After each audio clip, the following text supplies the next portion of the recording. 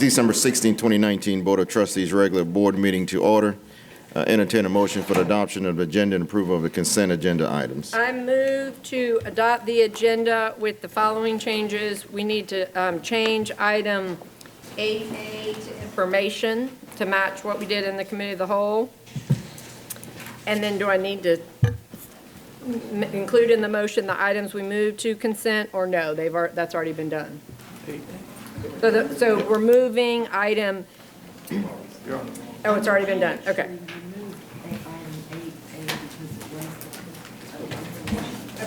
Okay, so we're just changing 8A to information, but just. And moving Ashley River Creative Arts out of potential consent. Well, that's a motion you are making. What happened? Oh, I thought that's what you and I were talking about. I need to make that Yes, motion? you need to make that Okay. motion. So what are we doing? Okay, so never mind. My motion is to approve the agenda and approve the the consent agenda items. Second. So what I would respectfully ask the board in the, for consistency's sake, we pull Ashley River Creative Arts out of potential consent and use the language for creating constituent magnet zones consistent with what we've used in other schools. I would hate for us to leave here today with us thinking 50% of the school is going to be an attendance zone and the district's thinking 90% of the school. I just want to make sure that we have some expectations on what that attendance zone, what they plan to ask the constituent board to do. Okay, look at your computer because it has been updated. So are you referencing item 12G? Yes. If that's the Yes. Ashley River Creative Arts one, then the answer is And yes. so I what just did want to make sure. What did we do? We didn't include the specific language on that one?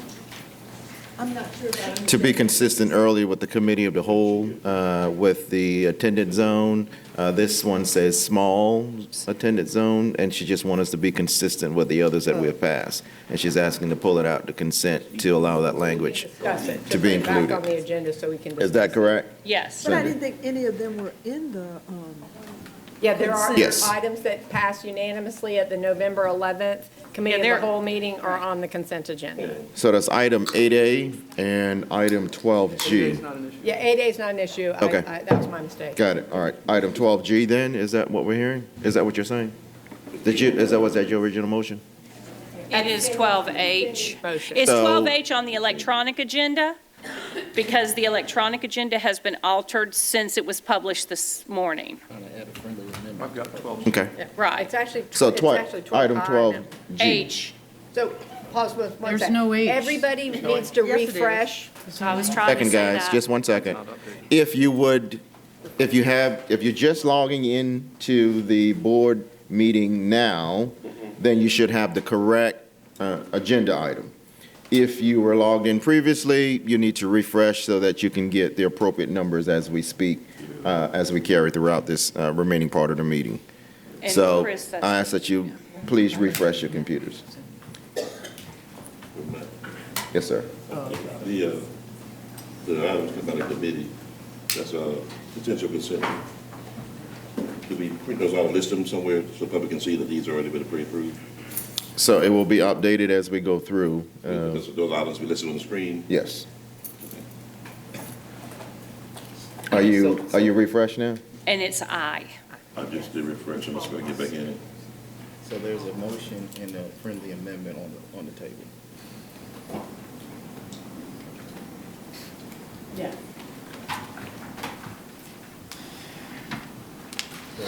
You said your item is I? It's I. Yep, 12I. Is that an amendment?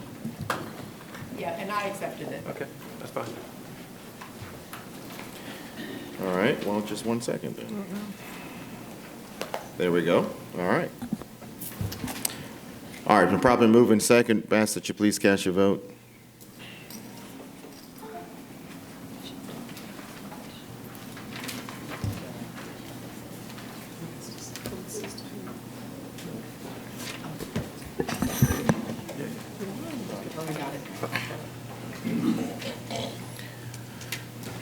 Okay, that motion passes. Item C, approval of minutes. So moved. Second? We're moving second. Are there any questions? Hearing none, we ask that you please cast your vote.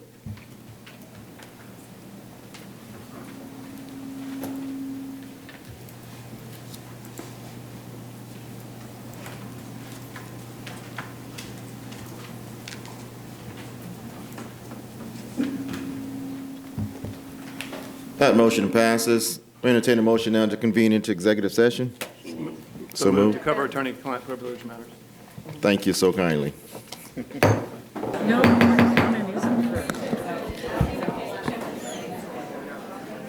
We'll now call the December 16, 2019 Board of Trustees regular meeting back into session.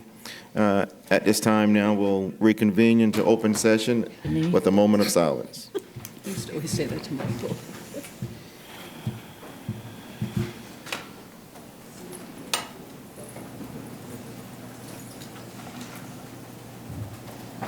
Please stand for the Pledge of Allegiance. Pledge allegiance To the flag of the United States of America and to the republic for which it stands, one nation, under God, indivisible, with liberty and justice for all.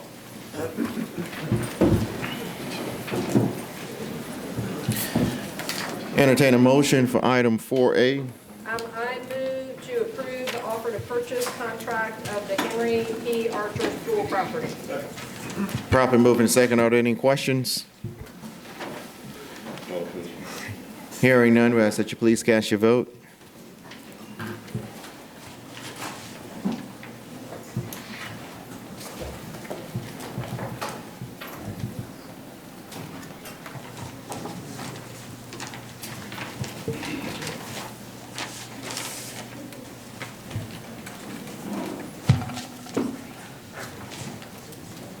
I just did. Okay. That motion passes. Item 4B. I move to approve the students remaining with no tuition for the balance of the current 2020-21 school year only. Future year, as the past motions, future years, they must pay tuition. Kate, Yep. the current year is 1920. Thank you. For the balance of the current 2019-2020 school year only. Thank you. Second. Just a Properly typo. moving second. Are there any questions? Hearing none, we ask that you please cast your vote.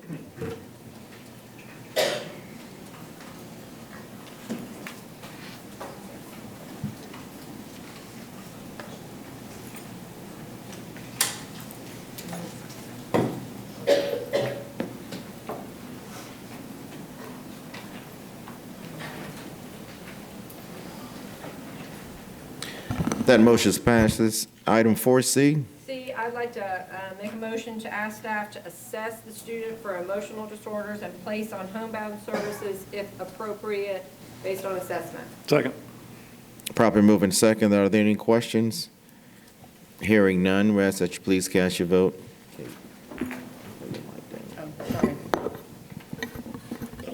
Is it homebound for how long?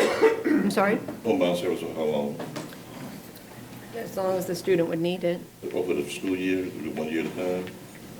Depending on the evaluation, I think that would be made by the special needs teams.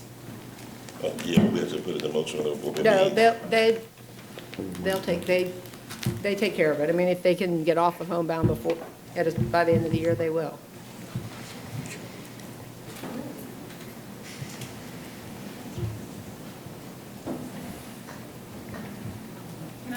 That motion, I'm sorry, Ms. Coker? Yeah, tell us, please. You good? you. Okay, that motion passes. Item 4D. Pursuant to information received indicating that the family is planning to move out of state, I move to withdraw the expulsion from the student's record, and if the student reapplies to attend a CCSD student, the expulsion process will be reinstated. Second. Moving second. Are there any questions?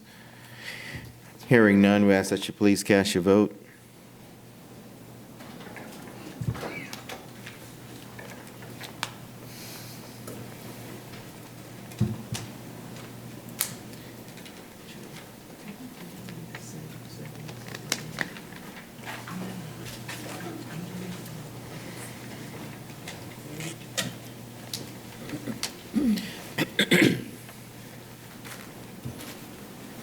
That motion passes. Item 4E. I move that we uphold the decision of the constituent board. Second. Second. Properly moved by Ms. Darby, second by Mr. Garrett. Are there any questions? Hearing none, we ask that you please cast your vote.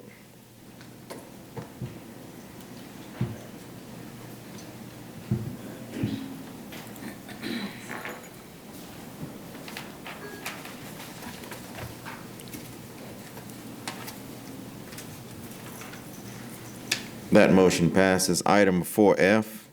I move that we uphold the decision of the constituent board and we ensure that the student's 504 is being met. Second. Properly moved by Ms. Darby, second by Mr. Frazier. Are there any questions? Hearing none, we ask that you please cast your vote.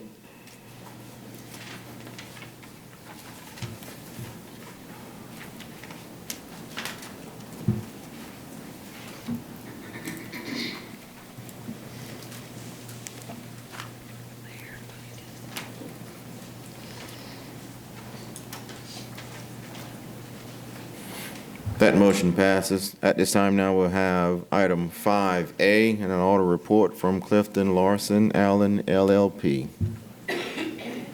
And Mr. Kennedy.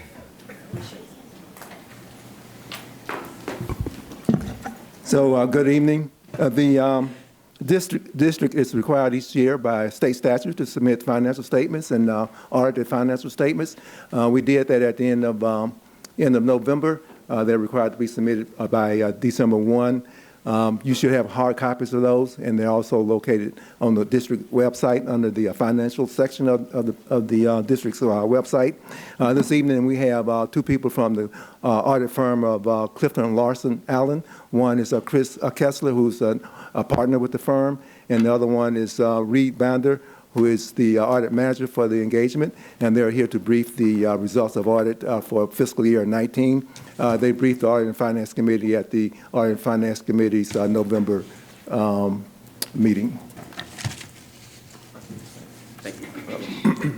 Okay, board members, after the presentation, you'll be allowed to ask questions. So just ask that you please hold your questions until then.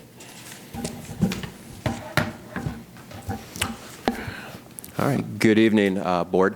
As Don said, my name is Chris Kessler. I'm the principal with the engagement, and this is Reed Binder. He's the manager on the audit. So what we're going to talk about is the audit for June 30, 2019. Just to kind of run through quickly a little refresher on what we issue and what we do. There's two main reports that we are auditing over the course of our annual audit, and the first is the audit of the financial statements.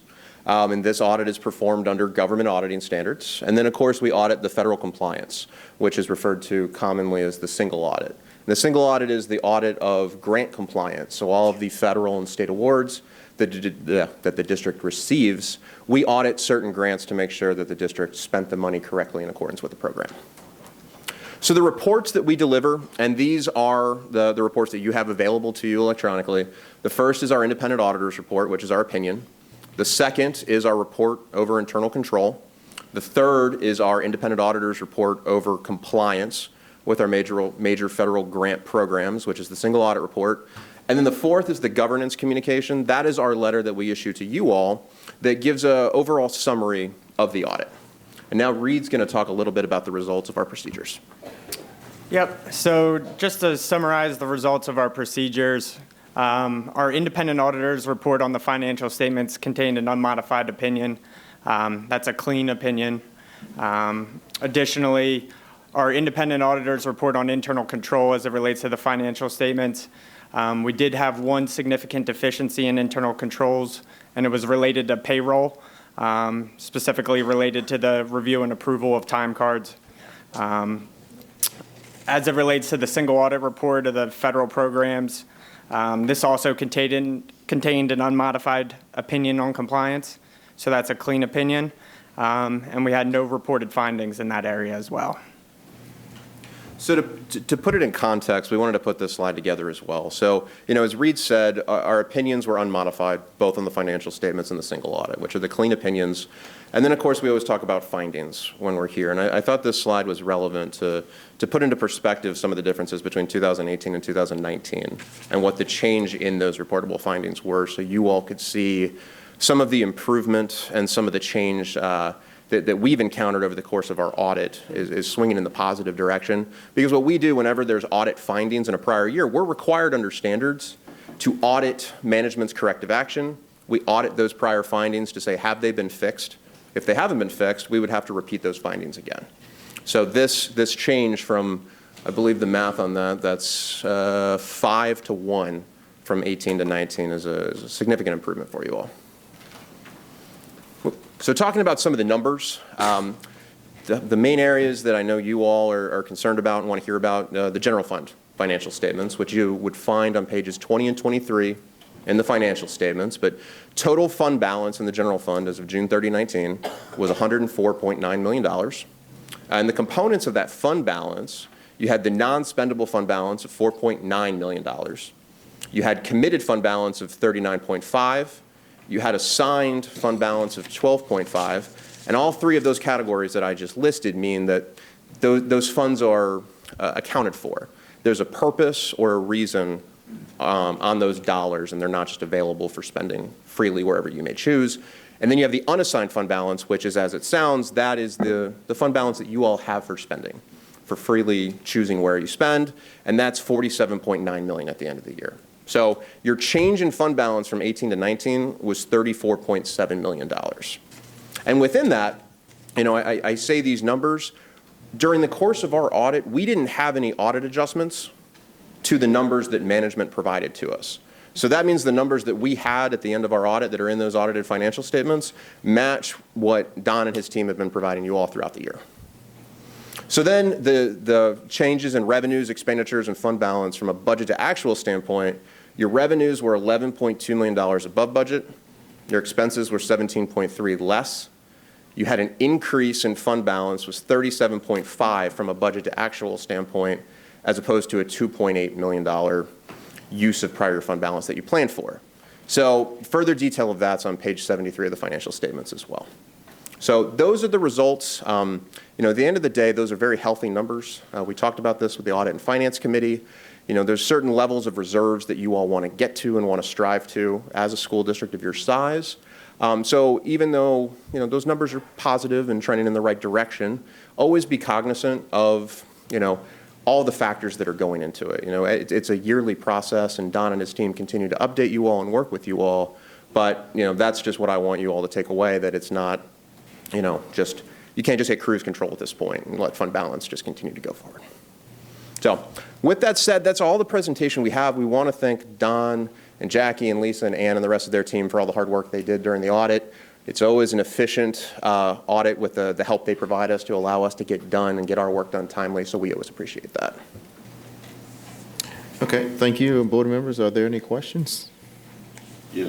Mr. Frazier and then Reverend Collins. Just a quick question, I guess, for Don or the accounting firm. You had 2 out of 46 of the payroll that were the deficiencies. Do you feel like the adequate corrective action has been taken to prevent that from happening in the future? Yeah, so the finding this year was categorized as a significant deficiency where it had been a material weakness in the past. And we were able to bring it down to that level of finding category because of that corrective action that's been in place. So those 2 items out of the 46 were noted earlier in the year before the formal corrective action plan had really been implemented and functioning well. So, you know, if things continue down that pathway as we saw during this year's audit, I would expect that finding to roll off going forward. Okay, Reverend Collins.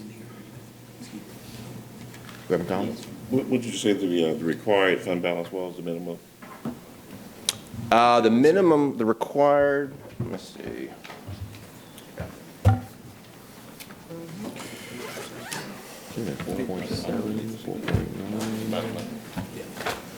That's in the notes of the financial statements. The required fund balance is, let's see.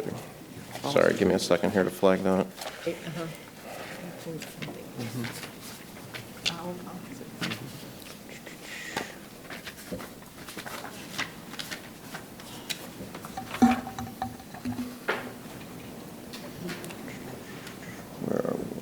might be on your screen up there, but I can't read it. On the screen, we didn't talk about what the required fund balance was. We just talked about the various categories of it. So let's see, it's in the financial statements here. In the MD&A, let's see. Give me a second. So if I may? Yeah, absolutely, Don. Yeah, so The state has a requirement that the districts, the school districts, reserve the average of the last 2 years' expenditures, a 1 month, 2 months of that. And so the required is what we have in the committed, and I think that number here is like 39 point something million dollars. And so we, if you recall, the board, if you recall last year, we implemented a fund balance policy, updated it, and made sure that we institutionalized that 39 point something million, or the 2 months reserves. And so that's the requirement from the state. And so we monitor that each year and make that adjustment each year when the books are being closed. So you said you had 101 million in fund balance? Your total fund balance in the general fund is $104.9 million. Your unassigned fund balance at the end of the year was 47.9, which is 9.8% of your budgeted expenditures, which is above the state's requirement of the 8%. You have 9% more? No. No, 1% and change higher than the minimum, than the state minimum requirement. Let me put my question simple. How much extra money do we have in fund balance that's not accounted for? Wants to know how much you No can extra spend. money. Yeah, what do we have that's not accounted for in fund balance? Or committed? Without doing the math, Roughly. you've got about 12 million or so above the state minimum requirement. $12 million to go to North Charleston School? Yeah, Okay. roughly. Thank you. I don't need a motion for this one. No, that's not accurate. Let's do it. All right, any further question, Reverend Collins? No. Okay, is there any other questions from board members? Hearing none, thank you so much. All right, thank you all very much. Thank you. Thank you. Time now, we'll have public comments. Ms. Darby? Yep, so for our public comments, just a reminder that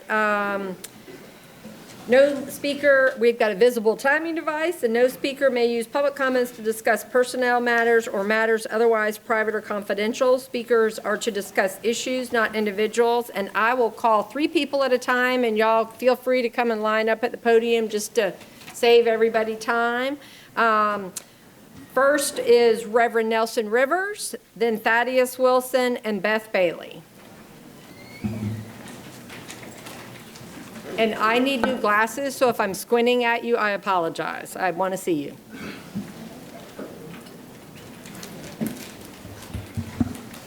Good afternoon to the Board of Trustees, Dr. Postlethwaite, staff, the Charleston County School District. I rise to encourage you to have the courage and the wisdom, and I want to quote 2 men who've had the greatest influence on my work for justice over the past 44 years. The first being Dr. Martin Luther King, Jr., who said so eloquently, I think it applies to you now. Cowardice asks the question, is it safe? Expediency asks the question, is it politic? Vanity asks the question, is it popular? But conscience asks the question, is it right? And there comes a time when one must take a position that is neither safe, nor politic, nor popular, but one must take it because one's conscience tells one that it's right. Urge you to use these words as you make your decisions to do what is right and not worry about what is popular. Stand firm on the zone. You must accelerate the remedy to the past policies of racism, discrimination that have been harmful to black children. The other transformational leader I want to quote is Jesus the Christ. Luke 13:6-9, the ESV Version says this, and he told a parable. A man had a fig tree planted in his vineyard, and he came seeking fruit on it, but found none. And he said to the vine dresser, look, for 3 years now I have come seeking fruit on this fig tree and found none. Cut it down. Why should it use up the ground? And he answered him, sir, let it alone this year also, until I dig around it and put on manure. Then if it should bear fruit next year, well and good. If not, you can cut it down. I believe this powerful parable of Jesus makes this point. Charleston County School District, as a fig tree, has not produced much good fruit for black children. And so because of that, I think that at the same time, you cannot change by standing pat. So I think it's time for disruption. I think you have to disrupt your status quo. I think you have to tell those parents have privilege all these years, too late, too bad. You've had privilege long enough. It's time for the children who've been overlooked, undersourced, and ignored all these years by policy, that your policy ought to change. I say that it's time for disruption. Jesus was saying you have to dig around the tree, dig up the soil, put some manure on it, and then maybe things can change. In other words, disruption means dig it up and put some funk on it. Thank you.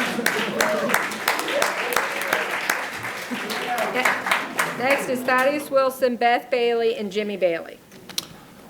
My name is Thad Wilson. That's a hard act to follow. I will unfortunately not be as eloquent. I am a resident here in the city of Charleston in District 20. I'm here to support the motion for the academic criteria for the academic magnet school. I greatly appreciate your efforts in general, and I'm also supportive of your wonderful efforts for diversity across the board. I commend you for caring about that and hope you will continue to do that. I think the motion will help and is a step in the right direction, and I hope you pass it.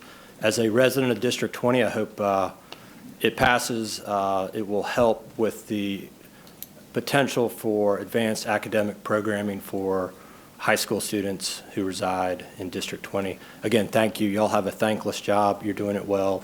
Thank you very much for your service. Thank you. Next is Beth Bailey, Jimmy Bailey, and then Stephen Kofer Shabaka.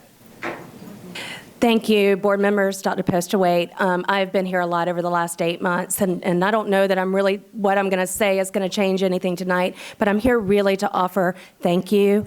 On Friday and today, I've heard a lot about opportunity, and I think the speakers are really addressing the fact that this truly the work that you're doing is creating opportunity.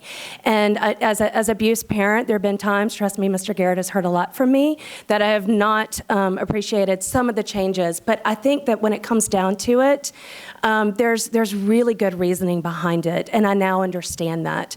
And I'm going to come to you a little bit with some perception that I have as a very active volunteer at Buist, and whether it was a Girl Scout leader many years ago or currently as the mock trial coach, I'm teaching professionalism to these children. But the thing is I don't have to teach them really professionalism because their teachers are already doing that. I have seen children come into Buist, whether from private school, from public school, for whatever schools, from 3rd grade to 6th grade to 7th grade to currently 8th grade. And our children are encouraging them. They are an inclusive environment, and they really embrace these children that come in with different perspectives and different backgrounds. So I really want to say that we are here, and we hope that as we expect for this motion to go forward tonight, because we understand that that's what's happening, we want to see and really encourage the fact that Buist is an inclusive place. And we also want to thank you as a District 20 resident for including more opportunity for all children, no matter where they come from, private school or public school. It is important that all children have an opportunity to be in an advanced academic program. So thank you for your work. Thank you. Yep, next is Jimmy Bailey, Stephen Kofer Shabaka, and then Cheryl Cromwell. I should probably never follow my wife, but I just want to thank Mr. Chairman, Dr. Postawait, members of the board. Thanks for the opportunity to engage with y'all over the last many months. It's been a process that has been at times messy, I know, but I've been glad to have been a part of it.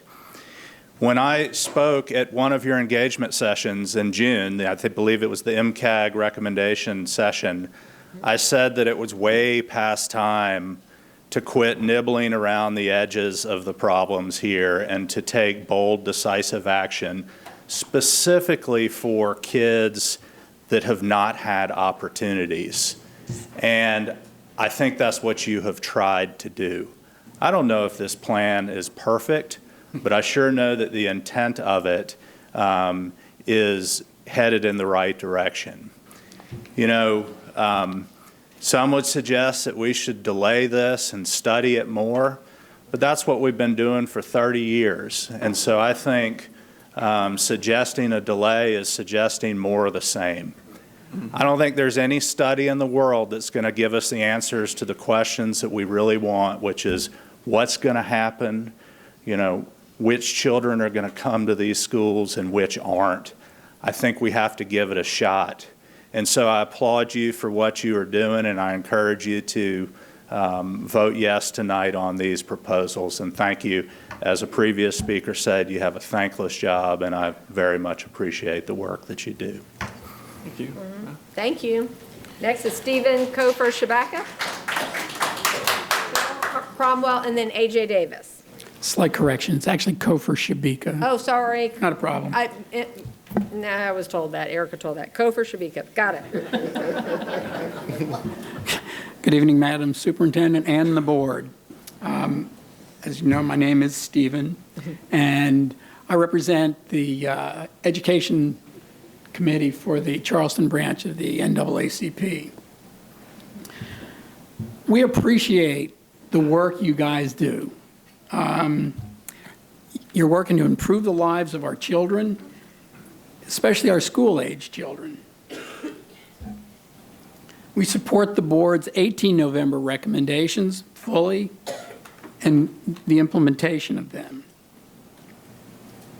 We believe that the proposed changes that you're considering today are an excellent effort to improve diversity in all of our schools. And that will make our community, give our community more equitable educational facilities, faculty, and ultimately greater educational outcomes for our school-age children. We cannot continue on the current trajectory, for if we do, we will fail the next generation of citizens and leaders of Charleston. In this regard, we urge the board to seriously consider the findings of the Shared Futures Project as you move forward to implement the proposed recommendations that you present tonight. I realize that the Charleston County Legislative Delegation is asking the board not to implement the current recommendations, but return to the status quo and start over. We're not sure about starting over when so much has been accomplished. And although not perfect, we agree with Board Chairman Mack, and I quote, "Some changes have to happen if we're truly talking about diversity and truly talking about wanting to diversify our students. Then they're going to have to make some changes."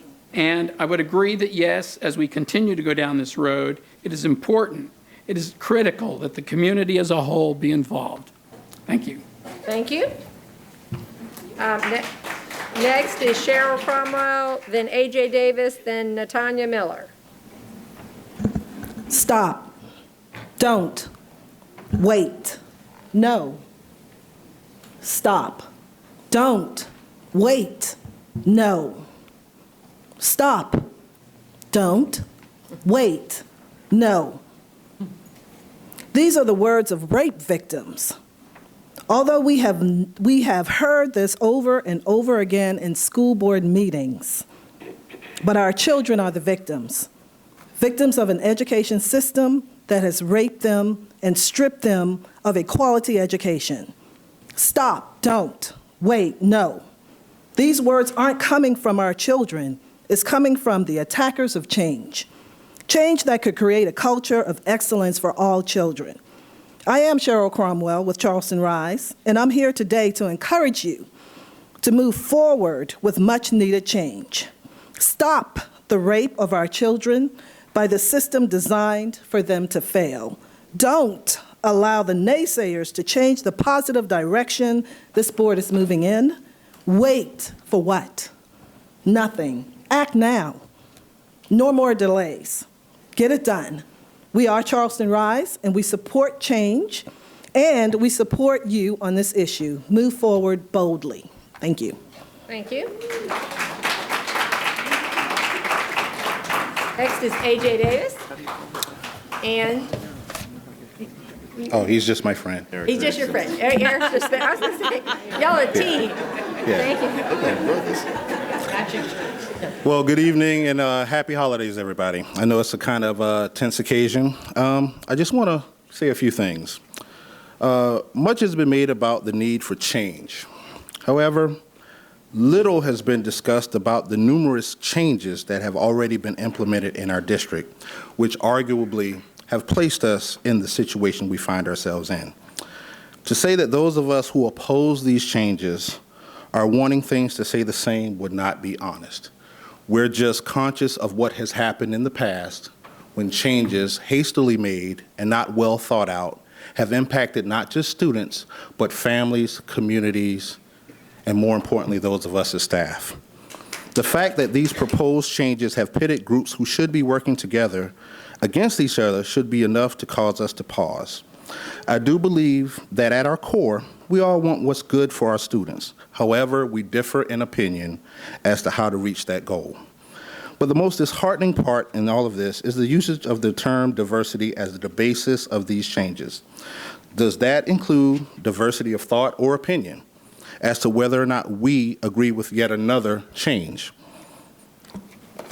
But instead of acting hastily and with a set mind, I think we should act in accordance with input from all of the affected school communities and not just choosing to listen to those who agree with us, but instead of all of us who are involved. Because unless we do so, that is not change we can all believe in. Thank you. Thank you. Next is Latanya Miller, then Ashley Wright, then Henry Darby. Hi, I am here once again to ask about and to talk about the lack of transparency with what is going on. There was a vetting committee that met on December 5th. It was not made public. Public was not invited to that meeting. Where are the notes from that meeting? We know that there was one group that was moved forward with the solicitation for interest. Who is that group? I've heard multiple different things from multiple members of that committee. Wednesday afternoon, the board agenda was released. Wednesday, so less than a week ago, with new items on it. Today is Monday. You voted on these items this afternoon. Normally, there are 2 weeks between a committee of the whole and a board meeting in which we can, as your constituents, come to you, tell you what we think. We did. A petition went out this weekend. I believe it started Saturday with over 600 signatures on it. That is the people in your community telling you that there is a problem, that things need to change. Nobody is saying that our children shouldn't succeed. We're all saying that. What we're saying is that you need to be strengthening our neighborhood schools, not pulling kids out of them. There shouldn't be one school that every child wants to go to. They should want to go to every school in their neighborhood. Every school should be a Buste Elementary, and not because it's been renamed Buste Elementary. Every school should have the things that they need to be successful. You shouldn't have to pass a test to get into a school. We should be giving you the things that you need in that school. You should be listening to the teachers in these schools to hear what they think is best for these kids. And as a totally separate note, there should also be a menorah out in the hallway along with a Christmas tree.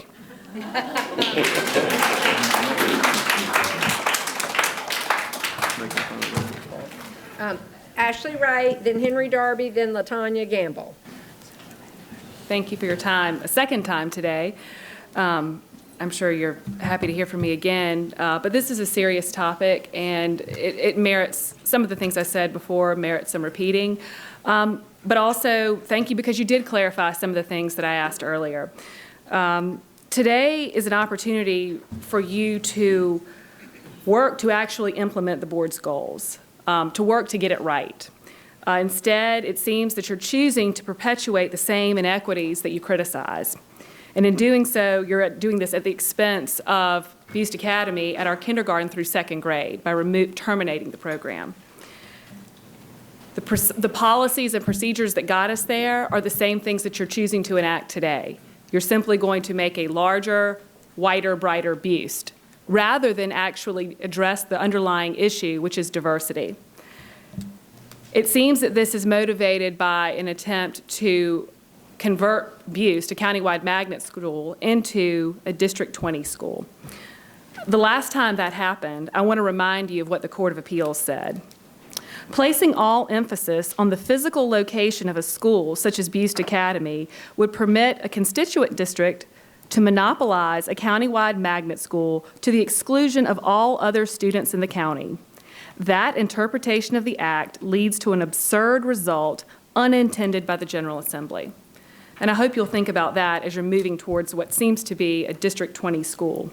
I also hope that you'll actually rethink the motion that's been put before you as you talk about students being zoned for District 20 or zoned for a poverty school, and think about students that are actually attending those schools, because there is zero chance of changing the socioeconomic makeup of Buste Academy or any others if you don't actually make significant changes.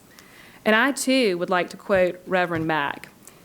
If you leave the status quo, we will reap the same results. And that seems to be what's happening here. Thank you for your time again. Next is Henry Darby and Posse. and group, and then LaTanya Gamble, and then Claire Wilson.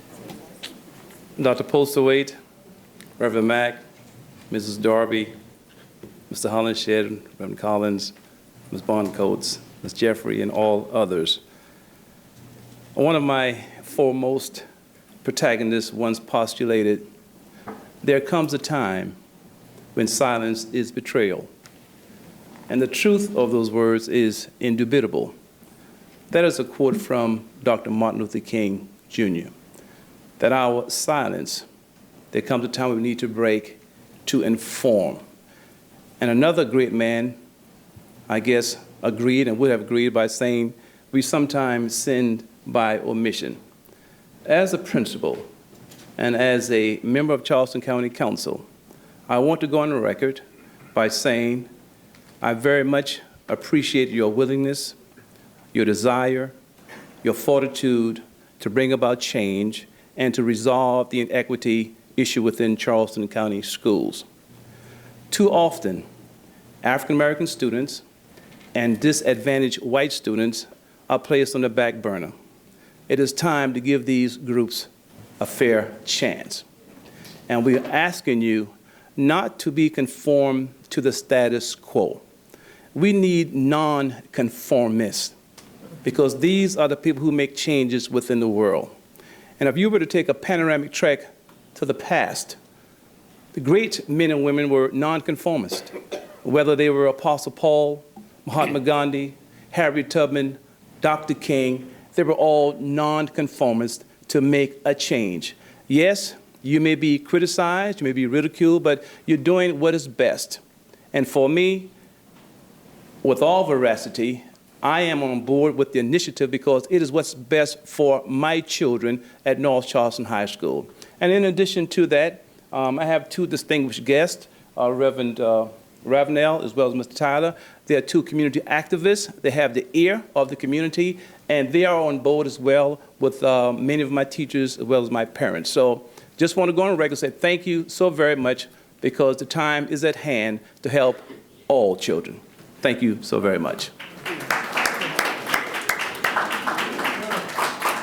Next is LaTanya Gamble, Claire Wilson, then Elvin Spites.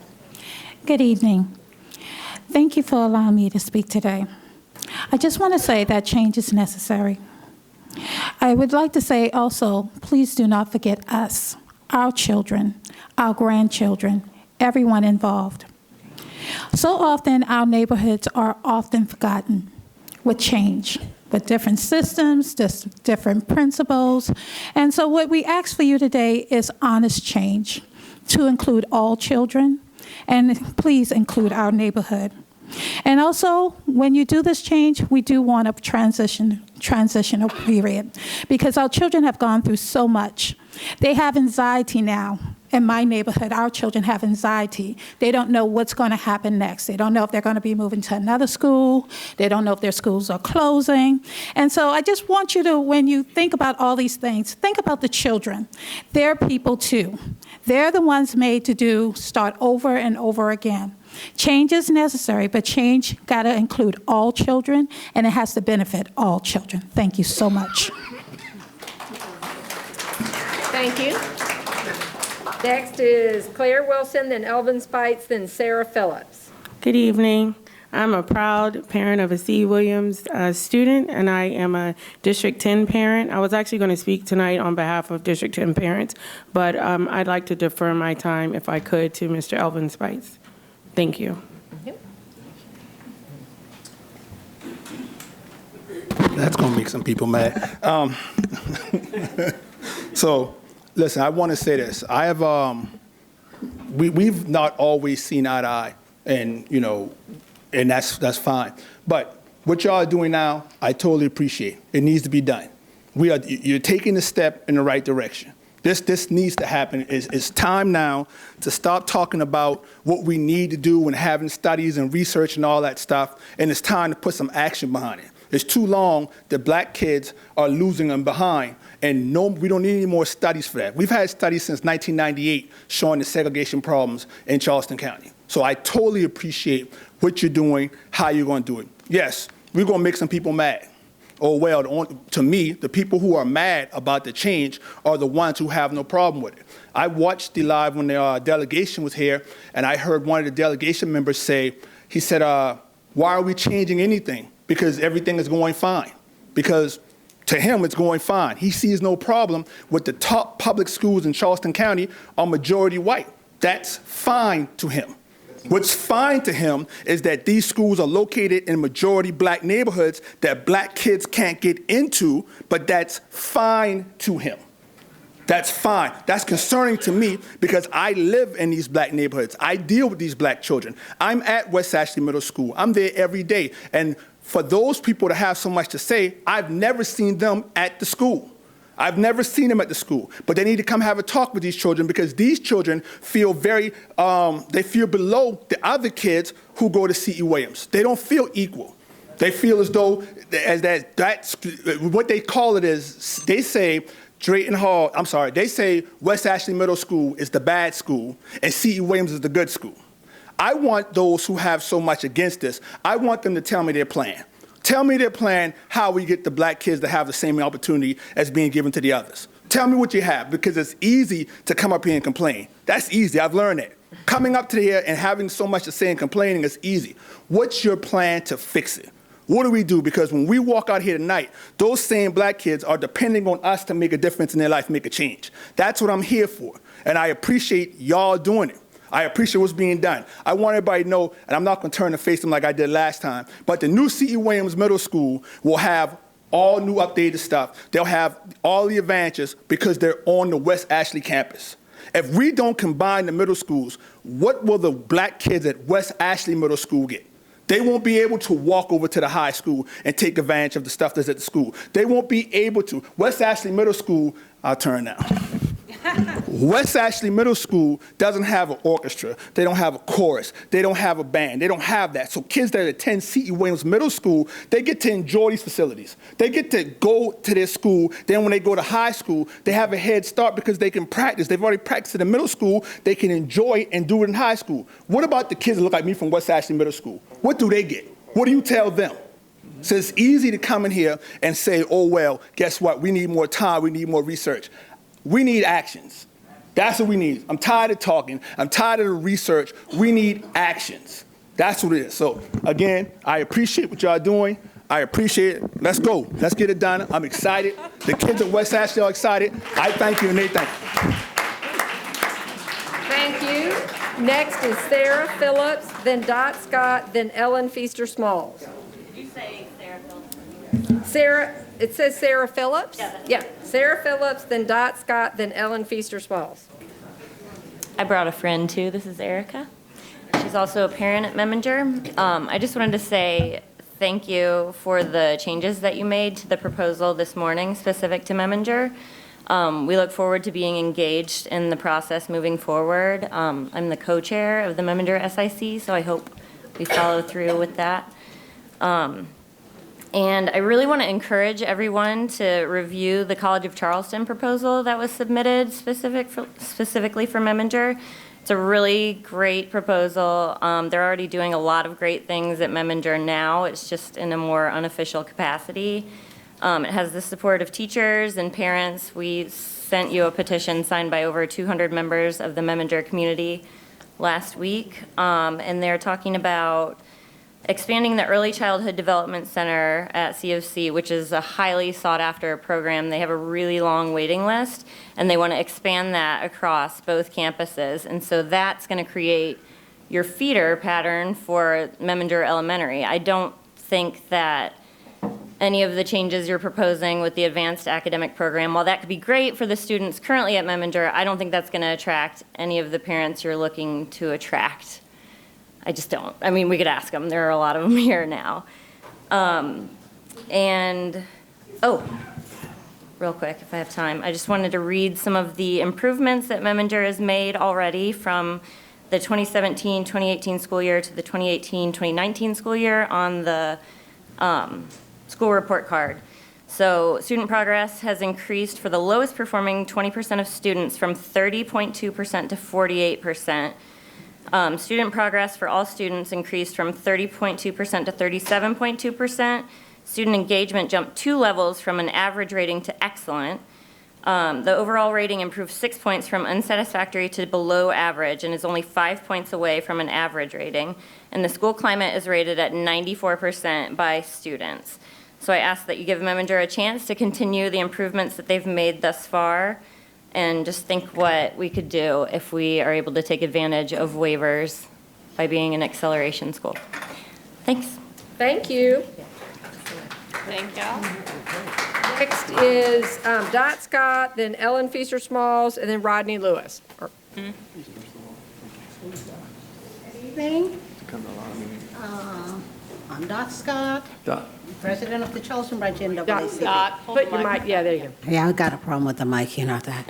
All right. The Charleston Branch supports and endorses the plan under consideration and the goal of seeing that every student in the Charleston County School District has access to a quality public school education.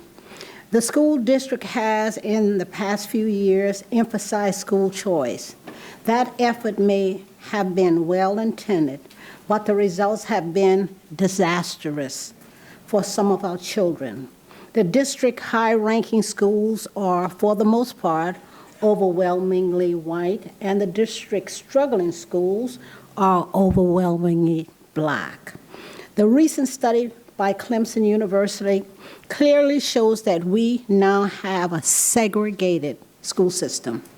I commend the board and the superintendent for proposing bold action to address the problem. Your plan will give more students the opportunity to reach their potential and to additionally benefit from the growth within more diverse schools. I understand that the plan has caused emotional pain for some parents. No one wants to see their school closed, reconfigured. What's different in your plan is that, unlike in the past, the changes will not just impact predominantly black schools. The Charleston Branch NAACP stands with you, and we urge you to move forward in spite of those who say you should slow down or start over. Slow down or start over. What you're doing is more than 50 years past due, and there's never a wrong time to do the right thing. I also urge parents, many of whom consider themselves to be progressive, to support your children's education, but to also consider what's best for all the children, even those who don't look like your children. When you do, then fairness, equity, and unity won't just be nice buzzword. They'll describe the action steps to take to make every school a quality school. Thank you for your work, and to let you know we appreciate what you're doing. Thank you. Thank you. Next is Ellen Feaster-Smalls, then Rodney Lewis, and then Gerard Frazier. Well, to the board, some of you know me. I'm Ellen Feaster-Smalls. I was the big trouble parent from Brentwood and Garrett, mostly Garrett. Well, I'm here today to say that it's time for a change. All children need the same education. We have so many low-income children that are smart. They're smarter than some of the brightest kids, but they don't have an opportunity because they haven't had a chance. You got to give them a chance. What the superintendent said, that it's time for a change, it's time for a change. Let's do the right thing. I know a senator said the other day that some of the parents need to save up money. They need to know what's going on so they could save money so they know if they have to put their children in private schools. Well, there were private schools until they finally made a way for charter schools that didn't have to pay. They could take the public money and send their children to charter. Well, listen, all children want to go to charter. I know if my daughter was still in school, I would want her to go to a charter. I have 20-something grands and about 15 great-grands, and I want their future to be a brighter future than from the past. Now, each one of you, I don't know where your children go, but I know you want your children to have a good education. Well, I want these children to have a good education, all of them. So look at the picture. Don't think about the politicians. They need to do their job. Some of them need to go in their communities to do the right thing. And they don't need to come here and try to change the school board, because that's what they're trying to do. But don't feel threatened by them, because they don't pay y'all. We do. I understand. We don't get paid. Don't get paid. Well, y'all did get a snipe, and y'all get some kind of money, right? Y'all get something. But anyhow, don't let them threaten y'all. Y'all do the right thing. Those people who could afford to send their children to private school, let them do that. Nobody's stopping them, because I sure wouldn't. Thank you. Thank you, ma'am. Thank you. Next is Mr. Rodney Lewis, then Gerard Frazier, then Francis Baylott. Good evening, everyone. I'm not going to echo what everybody else came up here and said. I'm simply going to say, you've heard the recommendation from District 10. We're working to make it happen. Do not change your minds, because then you give up on the children in District 10. All we ask you to do is give us an opportunity to make it better than what it has been and what it is. Our children deserve it. Thank you. Thank you, Rodney. Thank you. Next is Gerard Frazier, then Francis Baylott, then Reagan DeBose Morris. Thank you. My name is Gerard Frazier, and in 1981, I entered CCSD in District 10. My school was about 90% black. The NAACP and the national media had to come to my school's aid, and we made some changes, and because of that, the children were better. The same thing happened in the 1990s or 80s when Drayton Hall was the white school and C. Williams was the black school. We changed things and kids were the better for it. Less than 2 years ago, my daughter attended a school that was about 82% black, also in CCSD District 10. It is troubling and telling that years after integration, we are still struggling with the issue of race in schools. It is troubling and telling that we still have parents saying the same things that echoed back then. We need more time. We need to understand the problem before we can attack it, because to delay is to get their children time to pass through the system and to keep the status quo intact. We are now in trouble because of that. Our schools are failing, and now we have a school board who now has the will to do something substantive about it. I'm here to thank you. Most time I stand here is not to thank you, but to berate you about something. And I believe that no permanent enemies, no permanent foes. I don't even see us as foes or enemies. Sometimes we're opponents, sometimes we're proponents. And when you do something right, I believe we ought to stand up and support you and have your backs. And I'm here to say that we stand up, we support you, and we have your backs. Thank you. Thank you, Mr. Frazier. Wait, can I have the rest of his time? I thought that's what we did now. No? Okay. Go ahead. Do I start now? Yeah, sure. Okay, so I'm only speaking about the West Ashley Middle School. And just to be crystal clear, I have a fourth grader, and in asking for a delay for additional study, I am not trying to wait and get my daughter through before this happens. My daughter will be right in the middle of what I'm proposing. So I have skin in this game, okay? I applaud you on your ability to frame this as an inequity and a racial issue. That is very good messaging. I wish you would do that kind of communication in other issues and effectively share things with the community. The other thing I wanted to say was that as a healthcare professional, it's just very difficult for me to think of telling a patient to just go into Walgreens and take something.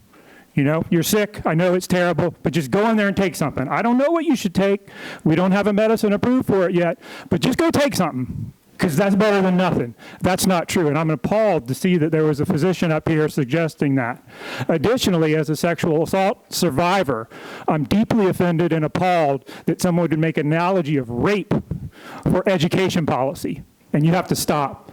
So the last thing I want to say to everyone behind me is who's benefiting from the division? Who's benefiting from the chaos? You think it's me? You're wrong.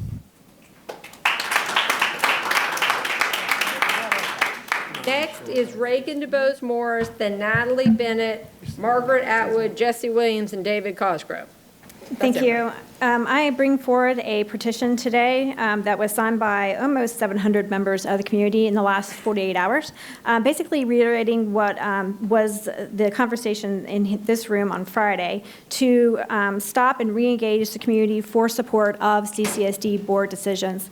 The community members, parents, and educators respectfully echo the unanimous motion passed by Charleston County Legislative Delegation on December the 13th to ask the board to stop and recalibrate, re-engage the public and the delegation, and engage in long-term plans for many of these significant and substantive changes.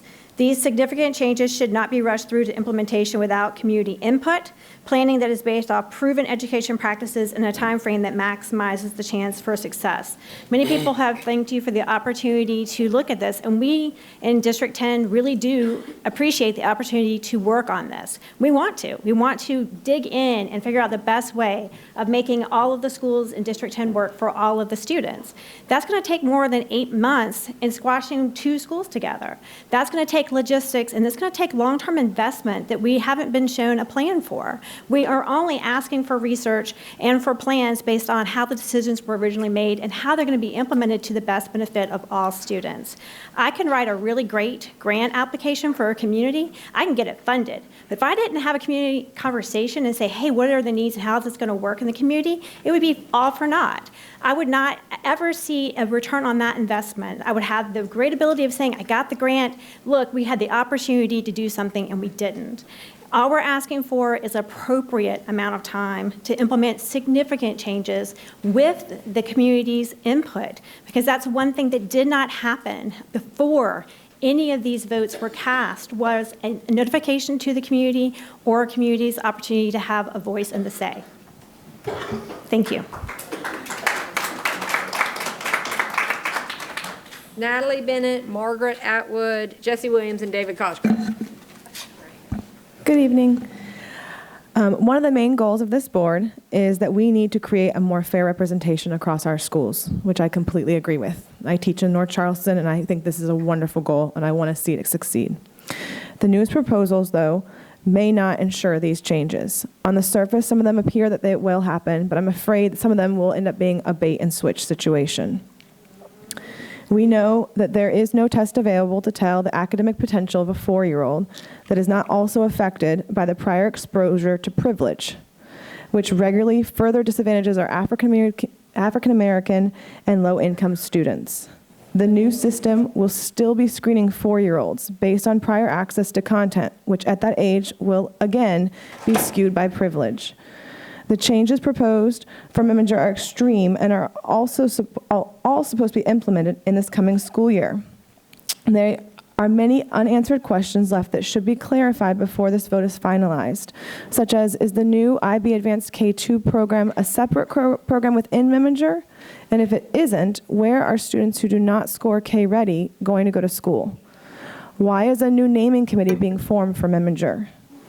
We want to make sure we do not further disenfranchise any of our students. Also, as a North Charleston parent, and teacher, I want to please have you address, I want you to please be sure you are addressing the issues of pre-K readiness. This was brought up previously, but I feel like it's fallen to the wayside. I feel like this is one of the best ways to help our students across North Charleston and CCSD as a whole, is make a countywide pre-K program. In your most recent proposal, you guys have quoted that you will ensure that the magnet data and entrance criteria annually are reviewed to ensure these changes are producing the results with fair representation in student populations. I urge you that if you pass these things tonight, to please make sure that you do meet these goals in the future. All of our students deserve this. Thank you. Next is Margaret Atwood, then Jesse Williams, then David Cosgrove. Hi, my name is Margaret Atwood. I have an 8th grader at Buste and a 9th grader at Academic Magnet, so I'm going to address both schools. I am glad to see that there are a lot of details being formed because I know there was a lot of uncertainty and a lot of changes being made. But one thing that has been addressed at Buste for a long time, or has been brought up at Buste for a long time, is sibling preference. I believe if siblings are put at the top of the list, we will, I think, show that Buste is is definitely a welcoming school. It'll also give parents peace of mind and have a more cohesive education for all students in that family. For Academic Magnet, if the application rubric is going to include income, or then it would be better for that to be, sorry, let me see if I can phrase this. For the students zoned for a low-income school, instead of those simply attending a low-income middle school. I believe that was addressed at the meeting earlier today, which I could not attend, but I just wanted to reiterate that that would be a nice preference. Also, the students who get that advantage should probably put in their answers a day or two before everyone else. If you have a student who's on the Academic Magnet wait list, and you're maybe number 4, and you're waiting to see if, that's going to be your choice, but you have to make a decision, there's a lot of uncertainty. If you're given maybe another couple of days to make that decision, when everyone who got that early preference has made their decision, then there's that many more spots that would be available. I hope that made sense. Thank you. Thank you. Mr. Williams? Hi, good evening. I've had the privilege of speaking to this board since about 2014. So I have seen the track record. And as you all know, I've been speaking about Garrett since about 2014 as well. And Garrett Academy of Technology, the trade school, to be exact, just like you mentioned earlier. And as I was speaking, they said we didn't have a proposal, we didn't have any answers, any solutions, and we brought solutions. We met with the board members, we met with the education committee, we gave a proposal, and in good faith, we did that. And what they did was they took the proposal items and put it into some other schools and other programs after we did all that work to put forward a proposal that could possibly work. So why should we trust that this process right now is going to be effective when we have 1, 2, 3, 4 board members that was there since on the board in 2014, on the board in 2012. Now we want to all of a sudden expect that something's going to change? That this is going to be an equitable situation for the African-American community and their kids? I don't think so. How is this vetted through the school improvement councils? How is this vetted through the different various groups that's supposed to be giving community input? It hasn't. The delegation got together because the parents and the community members and the teachers called for them to come and speak and get engaged. That's why they got involved. And teachers are speaking. For every teacher here speaking, just so y'all know, there's probably like 100 teachers that didn't want to speak up. And you all might know that. For every person like me standing up here, there's probably 100+ teachers that's scared to come and speak up. So I urge you all to move forward and put this information on hold, vet it through the school improvement councils, put it forth, because I know when we did the vetting committee that Hollinshed put together, we got together and met, and we came up with ideas, and they implemented the opposite thing from what the committee came together with. And these are members from all across the district who are involved with Garrett and involved with the CAS. And my question is, what's going on with that committee now? So that's why I am urging you. I've seen this track record, and I don't think this stuff's going to work. Thank you. Thank And Mr. Cosgrove. Good evening. Happy holidays, everybody. This is my first time speaking to the board, and I thank you for the time. I've been a 3-year member now of Charleston County Schools, initially as a literacy interventionist at Burke High School, and now I serve the Bonds Wilson campus as a student concern specialist. And I've loved it. I've loved working for Charleston County School District. And I'm here actually not speaking really for my position, but for just my fellow teachers that I know across the district, and echoing a lot of the voices that I've heard before earlier this evening, just now. I'm the product of the Elizabeth Public School System, proud product. Elizabeth is a top 100 public school in the United States of America, very diverse, 5,600 people. Honors AP, college prep, regular courses, special ed trades, everything is offered under one house, one roof. Strong public schools are possible. I'm the SIC chair of SOA as well, and I'm an advocate for increased mental health, an advocate for increasing pay for teachers and staff. I'm an advocate for increasing equity and diversity, as I saw in my school in Elizabeth, New Jersey. So I stand before you today just saying that not only is it possible, can you guys hear me?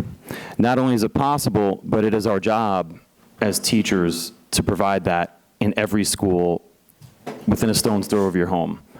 And it is possible. So my only fear, and I'm really up here right now because I want to teach, and I know Dr. Postlewaite, we've talked about this, and I'm preparing to do that, and I love my job, and I really enjoy working for the district.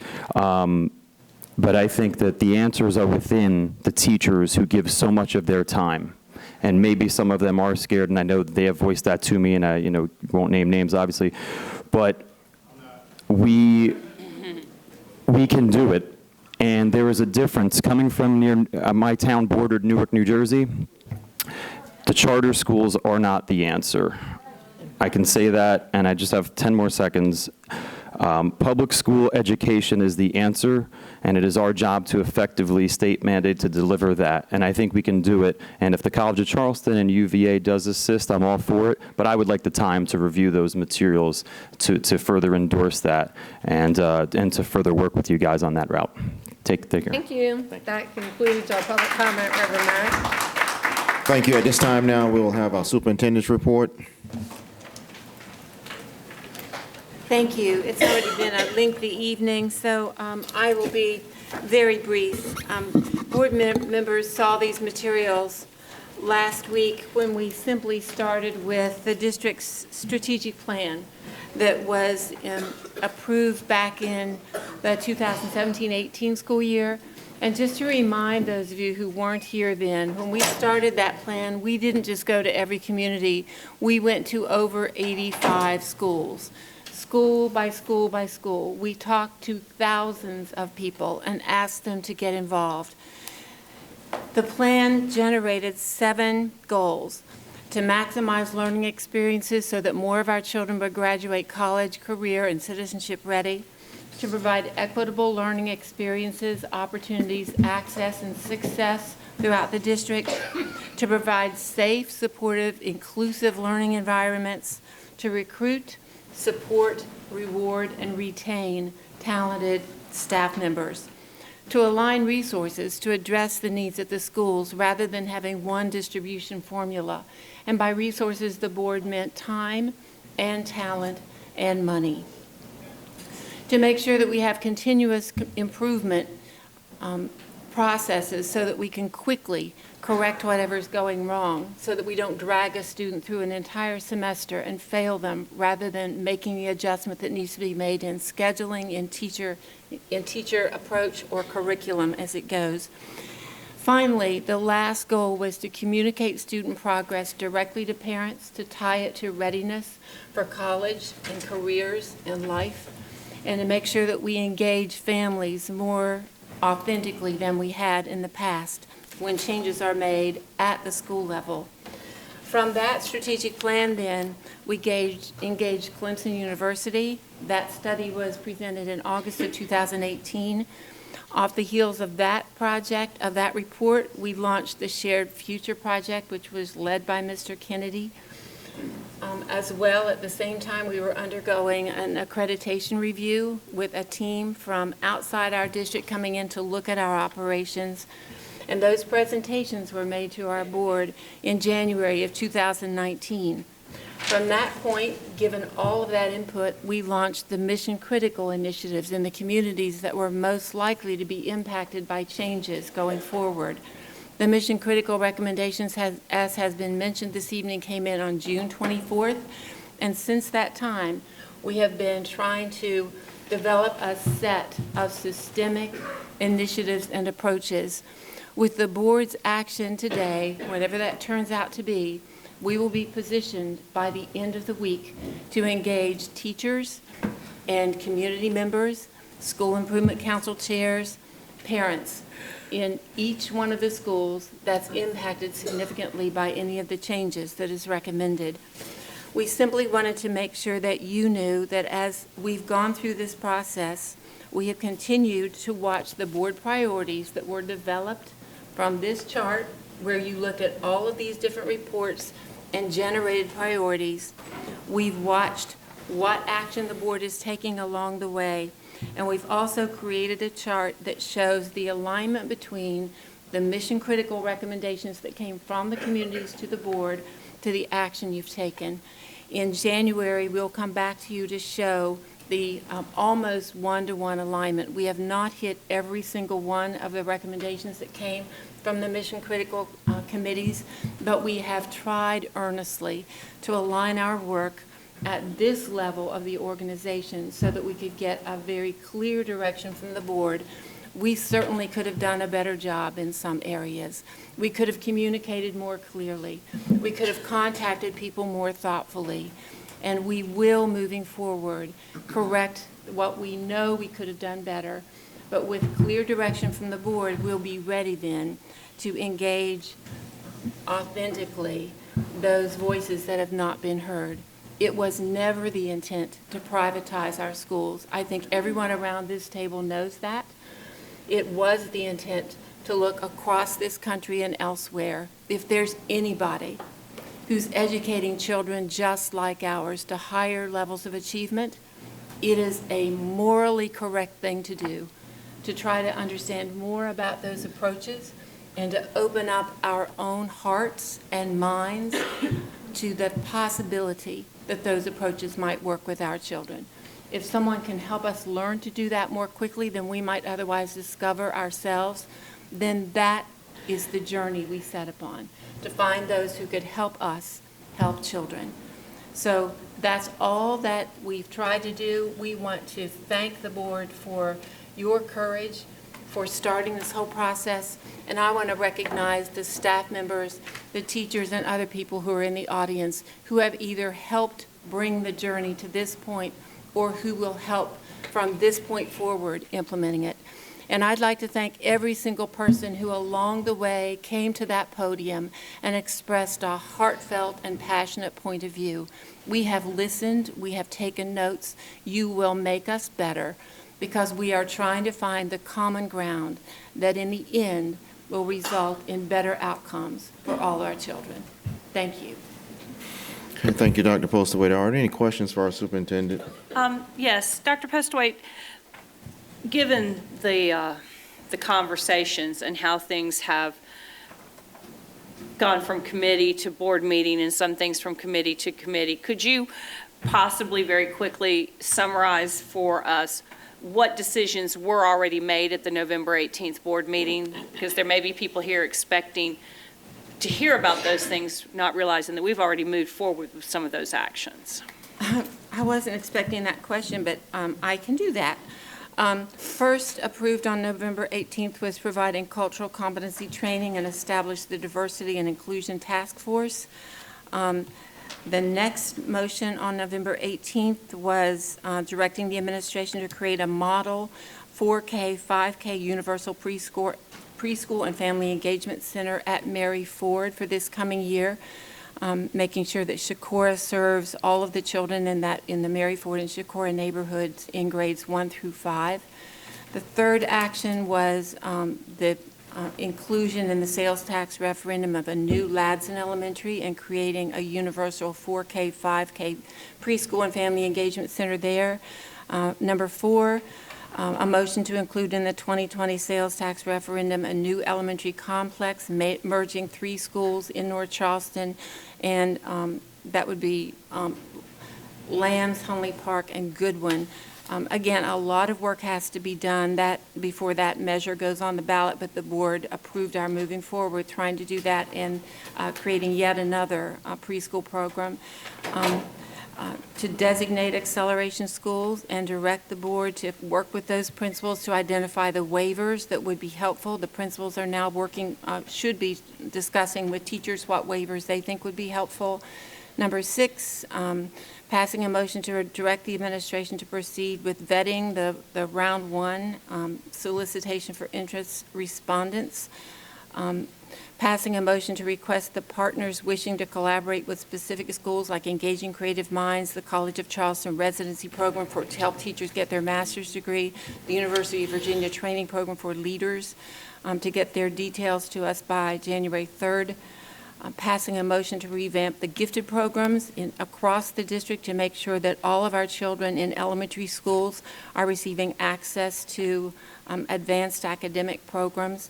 9, passed a motion to determine the funding that's needed to provide the students in all of our middle schools that have at least 600 students in them with equitable honors courses so that they have access to the courses that might prepare them to succeed in high school. 10, passed a motion to establish in partnership with the College of Charleston an advanced academic program.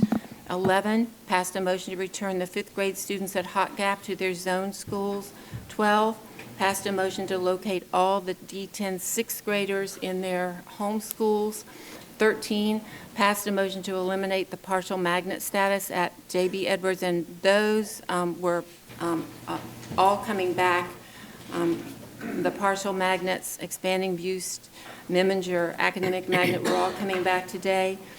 25, you passed a motion to study the feasibility of creating a Montessori middle and possibly working that up into the high schools. 26, passed a motion to include the 2020 sales tax referendum regarding a new elementary in District 9. 27, passed a motion to combine Minnie Hughes and E.B. Ellington, and then we pulled that from the agenda before for further study. And number 28, passed a motion to study the feasibility of combining, merging, or rezoning within the next 3 to 5 years schools with fewer than 500 students, if and only if doing so would allow us to provide better programmatic opportunities for those students. Reverend Collins. Thank you, Dr. Postlewaite. Can you tell me when there'll be meetings held at the schools in North Charleston, Mary Ford, Shakur, Hunley Park, Goodwin, and Lamb concerning the closure or combining? Will there be meetings that engage the parents? The Mary Ford and Shakura meetings are, I could ask Ms. Simmons if those dates have been set. She and Ms. Nichols have been, and Michelle English-Watson are heading up that early childhood team. I don't know if those dates are on the calendar yet or not. For the most part, we were waiting for the board's votes tonight, and then first thing in January, we will set the dates at all of the schools so that we're not just doing first one and then another. Right, but Reverend Collins, we've made visits and conducted faculty meetings for each staff. Between myself, Ms. Nichols, Jennifer Swearingen, Jeff Barowie, we made a visit to every school. Reggie McNeil as well assisted us to make sure that we got in front of every faculty to describe and outline what the changes would look like. And so after we have final approval, we will go back and re-engage. So what I'm looking for is meeting with the parents and the community about what's happening at the schools, an evening meeting, where they're off from work, where they can come. Right, so the first layer would have been the listening sessions. And now that we're coming to a conclusion with the work part, we can go back and make a follow-up visit. But every community, every constituent area had a visit. Yeah, I know we had the initial, at one school in the area, but now I'm looking for you to go back to individual schools and communities about the change that impact those people. Absolutely. Like I alluded to earlier at the Committee of the Whole, once tonight has been finalized and we know exactly where we stand with every recommendation, we will go back and re-engage and participate in community meetings. Thank you. Thank you.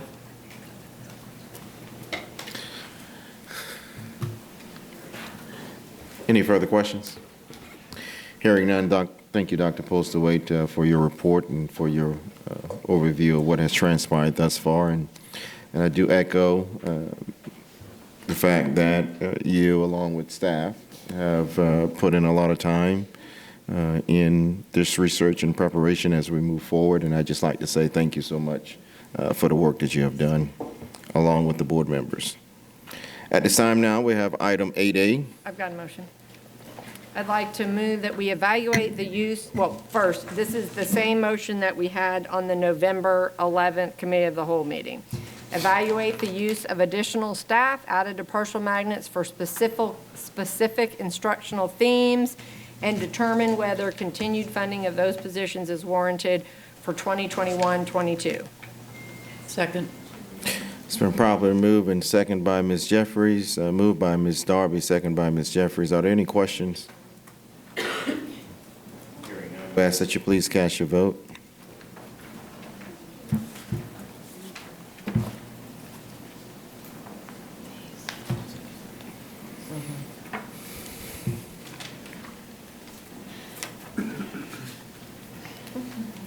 That motion passes. Item 8B. On item 8B, and board members, if you just make sure that you've refreshed your computers, because Julie's updated these action items that we changed any of the wording from the Committee of the Whole. So I move that we designate James B. Edwards as a D2 constituent magnet, Jerry Zucker Middle School as a D4 constituent magnet, and Mitchell Elementary School as a D20 constituent magnet, and they will maintain their current attendance zones unless future modifications are made by constituent boards. Second. Moved by Ms. Darby, second by Ms. Jeffries. Are there any questions? Hearing none, we ask that you please cast your vote.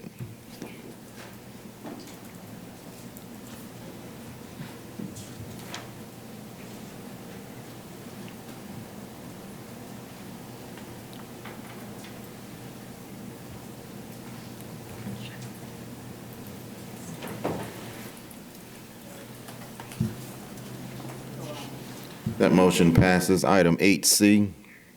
Item 8C, the motion is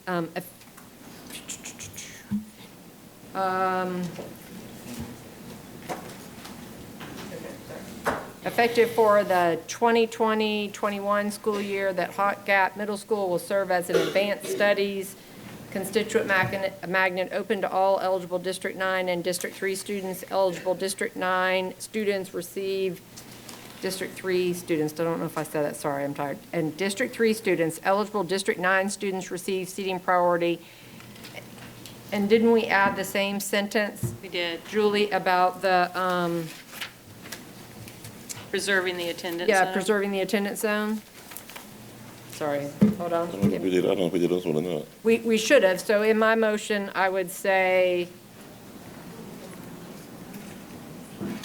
I would change the motion to just say exactly what I just said and add, they will maintain the current attendance zone unless future modifications are made by the constituent boards. Second. We may have missed that at the Committee of the Whole. So let me ask you a question on that. Hang on one second. Moved by Ms. Darby and second by Ms. Jeffries. Questions, Reverend Collins? Yes, so when the language says that eligible District 9 students will receive seating priority, they wouldn't receive priority over the students that are zoned. No, they are the zone. District 9 is the zone. The attendance zone is all of That's the it. attendance zone. It's all It may not district. necessarily be the school zone, though. No, it is. It It is the same, It in is. this case, it's the same. It's the It is. only middle school in District 9 right now, so it is the zone. Yes. So maybe they just need to put the, all So right, they, so it's just clear that, the attendance zone is receive seating priority, not right, District 9, the seating, I mean, the attendance zone. Okay. I think it's clear as it is. Any further questions? Yes, Mr. Chair, Yeah. I just want to clarify that the reason that I do support the concept of including the district through, but the reality in the numbers and capacity really means that this is not creating more opportunity for students. That's why I voted against it. It's only going to give about 70 kids on the entire island an opportunity to go to an academically advanced school. Okay. Yep. All right. Any further questions?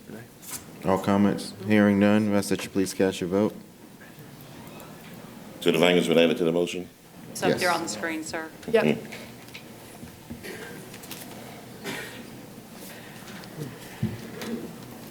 Okay, I see it.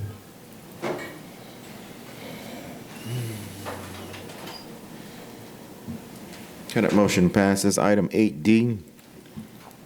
For 8D, Motion on our screen is again incorrect. yep, so what the motion should be, Julie, we just need to add that wording about the attendance zone. It's on here.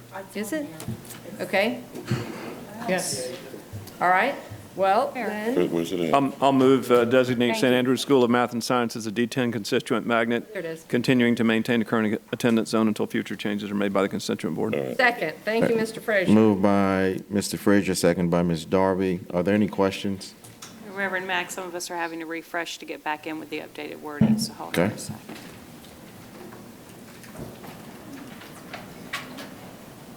And she just locked me out. And again, the only concern I have with this is that we are removing access to magnet schools. We're not altering magnet schools in this case. We're maintaining them, but removing access for students that do not live in West Ashley. Okay, hearing no further discussion, ask that you please cast your vote.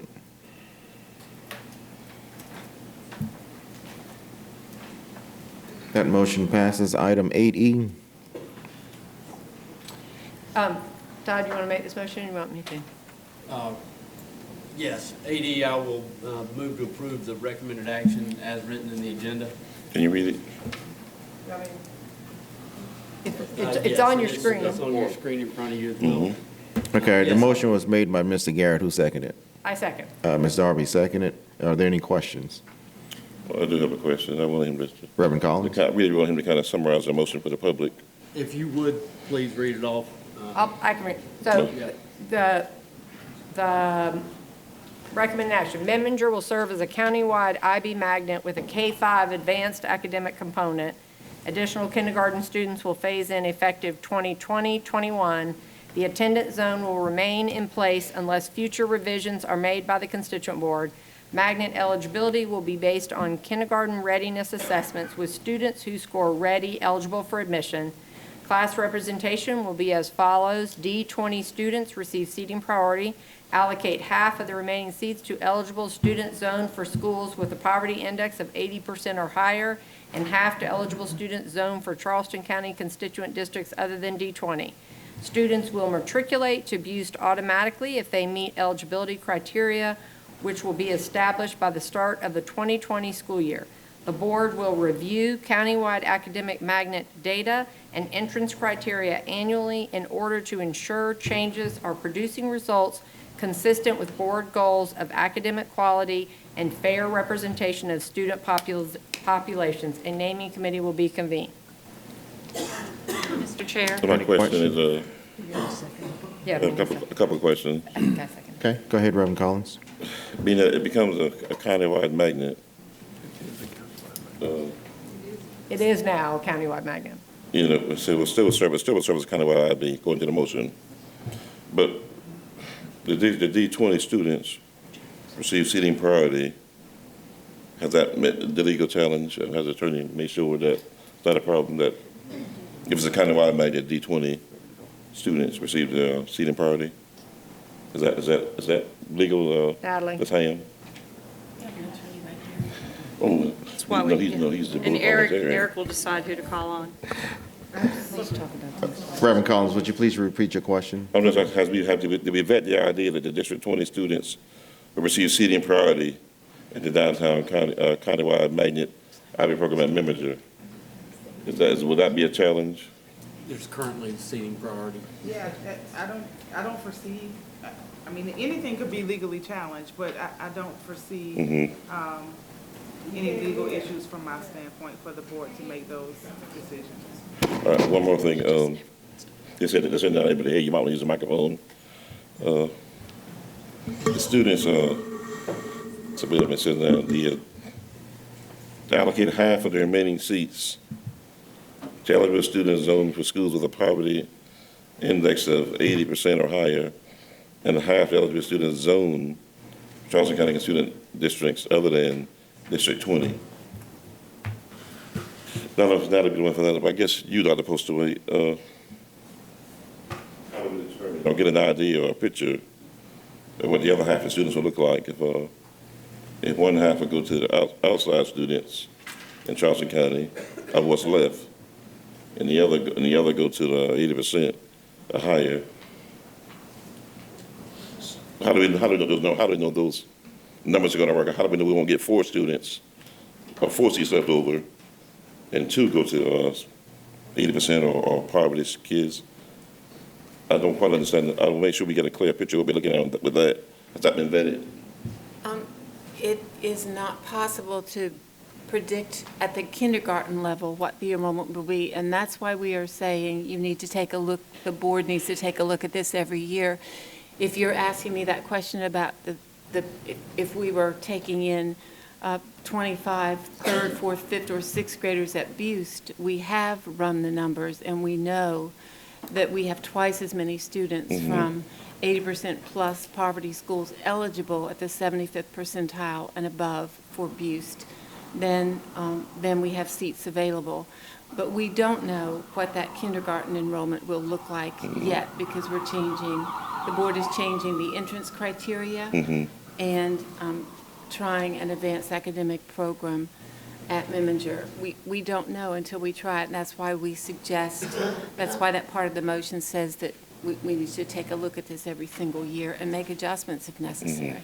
And I'm just making sure that people are included, that if half go to 80% of high poverty and the other half go to other zone students in Charleston County, other than District 20, we just don't really have a clear picture of what that looks like, whether it's talking about 10 students or 100 students. We don't know or 40 until students. they apply. We don't know yet Well- until they apply. But right now, we know that District 20 students occupy almost 45% of the seats At Memminger? at Buste. Abuse. Yeah, this is like Memminger Hill. All right. All right, Ms. Coates? So, and while I applaud this, again, it is, if you run the numbers of the capacity with the 315 kids that are currently at Memminger, the 325 that are zoned for Memminger, and approximately 331 students in downtown District 20 for every grade, I see this as well-intended, but ultimately will only end up serving District 20 students, and I'm looking for things that would expand education, so that is the only reason. I very much appreciate that Kate and Todd removed their original plan to allow the district to eliminate the attendance zone when they saw fit. I thank y'all very much for changing that. Call the question. All right, question have been called. We ask that you please cast your vote.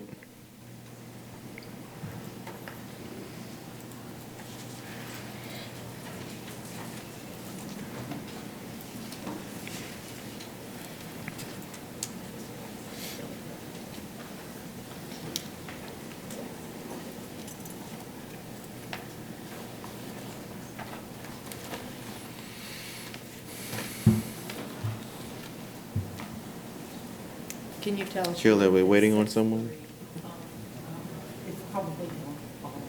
Yeah. Okay, what was the result? I'm sorry. 6-3, and just say he voted against. Collins, Coates, Mullins. Okay, that motion passes 6-3. Item 8F. I move, and I'm going to read this just so everybody in the audience can hear.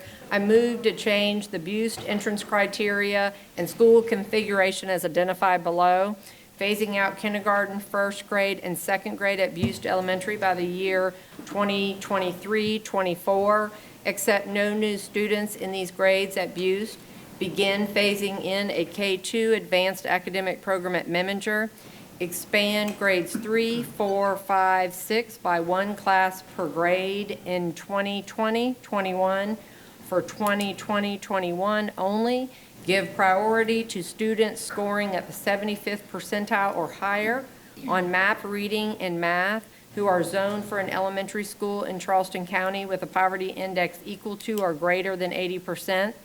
Develop prior to the start of the 2020-21 school year new admissions criteria for third graders and keeping the current level of academic standards and is the same for all elementary school students.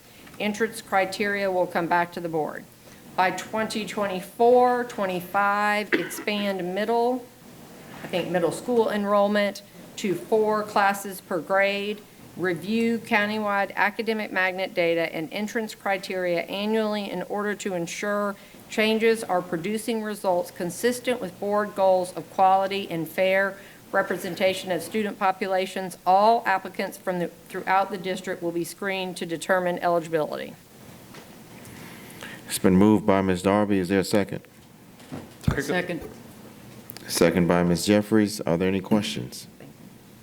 Again, just to clarify, while I support the intent, this motion created a parallel replacement for District 20 by saying the Memminger will become something that they're taking away from Butte. We don't have any of those parallel replacements for North Charleston for all these schools that are being turned into constituent magnets, and for that, I can't support this. Okay. Hearing no further comments or questions, we ask that you please cast your vote.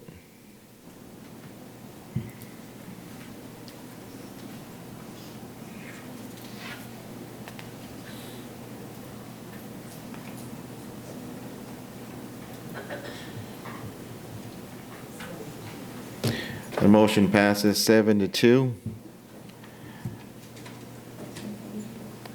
Item HG. I'll make a motion. This is for academic magnet. Motion, and I'm going to read the whole thing. So motion to direct the administration to develop new entrance criteria for academic magnet high school for 2020-21 based on the revised point system. Stipulations are listed below.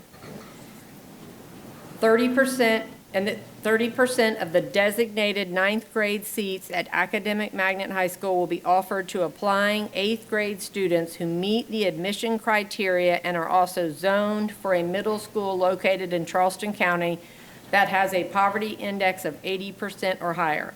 For 2020-21, the 80%, I don't need to read that, the 80% poverty schools are, and they're listed. An additional point will be given in the scoring rubric to students matriculating from an accredited middle school located in Charleston County, including accredited private or homeschooled programs. All remaining applicants will be rank ordered by criteria score to fill the remaining available seats. In the event of a tie, students with the same score will be selected by lottery until seats are filled. The unseated applicants will be placed on a wait list in their criteria, rank, and lottery order. Wait lists will be maintained through the 10th day of the following school year. We'll continue the Top 2 program that admits the top 2 students from every CCSD middle school who meet entrance criteria. Refine and continue the ACE Advancing Charleston Excellence Bridge program to support high-achieving middle school students from subgroups that are underrepresented at Academic Magnet High School. Second. It's been properly moved by Ms. Darby and seconded by Ms. Coates and Mr. Garrett. Are there any questions? Yes, sir. Reverend Collins? 2 or 3. In the original language, and I could have missed something, I don't recall in the second bullet it's saying including accredited private schools. And my question is, why are we tackling that? Why are we grafting them in? We don't have no rule over private schools. Why are we bringing them in? Why are we including them in the Charleston County schools? Wait, no, the attorney's going to answer.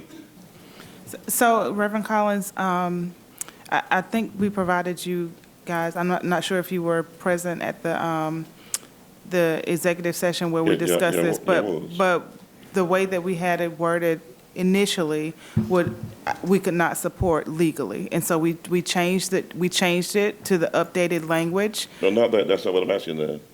What I'm asking is, let me read the sentence here. An additional point will be given to the scoring rubric to the students matriculating from an accredited middle school located in Charleston County, including accredited private or homeschool program. So how do we get into the private part? It's just a qualification that accredited middle school located in Charleston County also includes schools outside of CCSD. Right, but that's kind of defeating the purpose again, because the private school has been taking a lot of seats the first time, so though the motion may mean well, but that caveat alone depletes what we're after. And those seats go out again. Wait, I'm almost done. Hold on. Just please. 1 second. So, I mean, I don't really remember having that discussion. I know we talk all the schools, but they put it in this way to include those schools. Everybody gets a point, so we're neutral. Nope. If they get a point, our kids get a point. That's what the writing says. To get extra point, to include the accredited private schools. That's everybody. Okay, Ms. Darby? Reverend Collins, we did have a conversation about this, and I think one of the concerns we've had for a long time is that we've had a lot of out-of-county kids who are getting into academic magnet, and our goal was to have, giving our Charleston County students, and you're right, we wanted to be able to give that opportunity, more opportunity to our kids who are going to our schools. I think based on what the research that Ms. Ham did, that might not stand up to a legal challenge. So when we say accredited programs, sometimes that could be, if it's accredited and it's also private or homeschool, then they get the same point. But at least we are making progress in getting our Charleston County resident students that additional point. I understand what which you're is a big saying. I step. understand what you're saying well, but I don't think you understand the point I'm making, though. I do. We're not giving away a point to Charleston. We talked about being a resident of Charleston County, that was discussed. But we never said that, and the attorney explained what he meant by that, the schools of Charleston County. But now when you're saying you're going to add points, when you're going to give private schools the point, that's a different horse. Given accredited, so whenever accredited. Yeah, accredited private school. I don't have a problem with the home-based school, but when you're going to give it to the private schools, we have no grounds to give them anything. Well, you might not have a problem with us doing it, but an attorney is going to, so All that's. they deserve is a fair opportunity, like the other kids. We don't have to give them anything for having a private school in Charleston County, but they're entitled to have opportunities to compete. But the and have a fair language was chance. changed to comply with the legal advice that we got. That's my understanding, is that right? Right. That's right. And Yes, ma'am. Call the question. Okay. Is there any? it meets the intended Call the purpose, question. which Just one is more question. Okay. Charleston I'll let County that go. residents. Okay. Reverend Collins has one more Actually, question. The refund, the ACE program at the end. Call the question. Can I Okay, finish? Reverend Collins has one more question. Lastly, the ACE program at the end, are we setting aside some seats for those kids too, or reserving some spots for those, or how is that working out? No, sir. Just assisting them with interest, or Yes, can you, okay, all right. All right. The question have been called. If there's no further questions, I ask that you please cast your vote.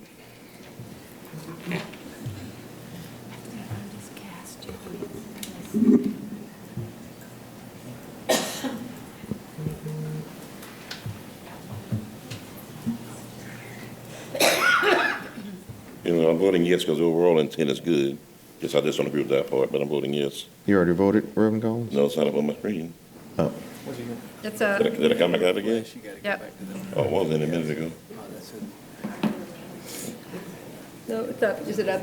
Say change vote in your top right? Yes, log in. Julie It's put me logged out. out. Oh. She said you could enter it if you were. Yeah. You can What's do your it vote, manually, Reverend Reverend Collins? Collins. You can tell Julie.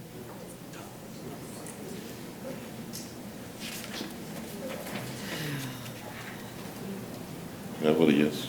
Okay. Are we waiting on anyone, Julie? Okay, that motion passed unanimous. Dr. Postlewaite, if you could now make that correction. Yes, thank you. When Mrs. Coates asked me to read the list at the bottom of the page, I didn't state that the board passed a motion to locate all the District 10 sixth graders in one school and all the D10 seventh and eighth graders at the new C.E. Williams campus, effective 2021. I mangled that when I was going through the list, and one of the staff members let me know, so thank you. Okay. All right, item 9A. I'd like to make a motion, and this is a change from just a one-word change from the policy. We've had first reading, so I'd like to make a motion to have second reading of policy IHBHB. And in the change wording, I'll just read the whole wording to you, is additionally a specified number or percentage of available seats at countywide academic magnet schools will be offered to students who meet entrance criteria and also are zoned for a middle school located in Charleston County that has a poverty index of 80% or higher. So Julie provided and offered is both in there, so I just took out the provided and said offered, and then also changed attend to zone. Second.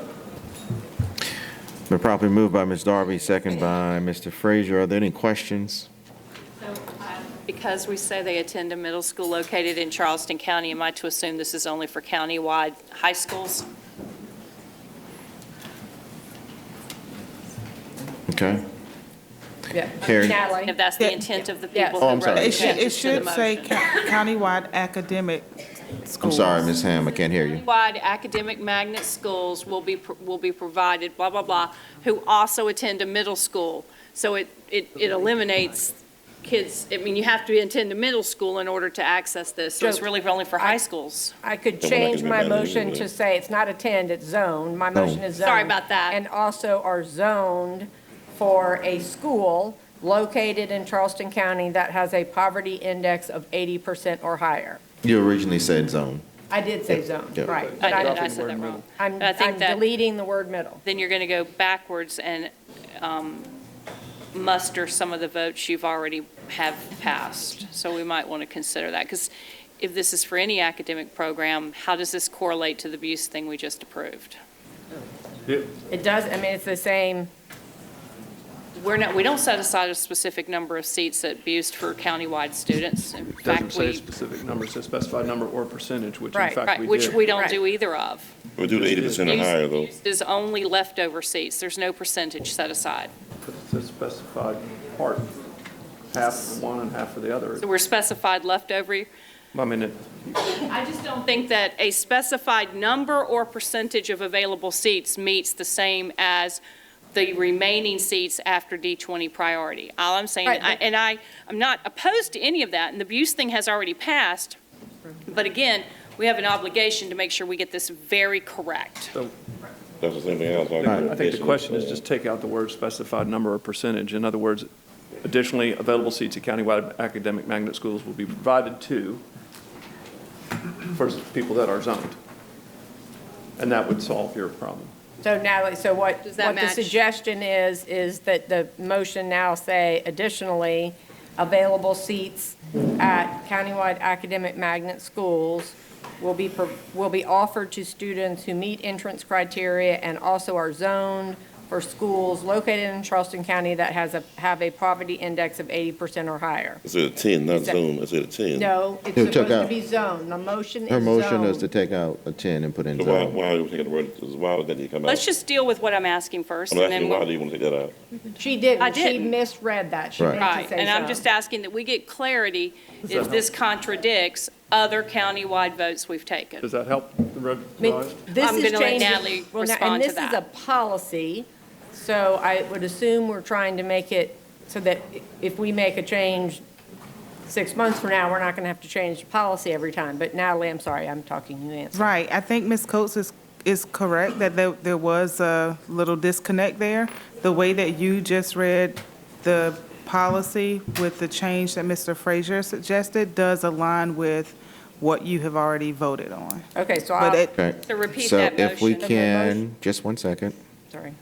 just so we're all on the same page, Sure. and as Ms. Darby is reading the motion, if you could just wait until she's finished, and then we can make correction there. So Ms. Darby, if you could read now the corrected motion that you're making.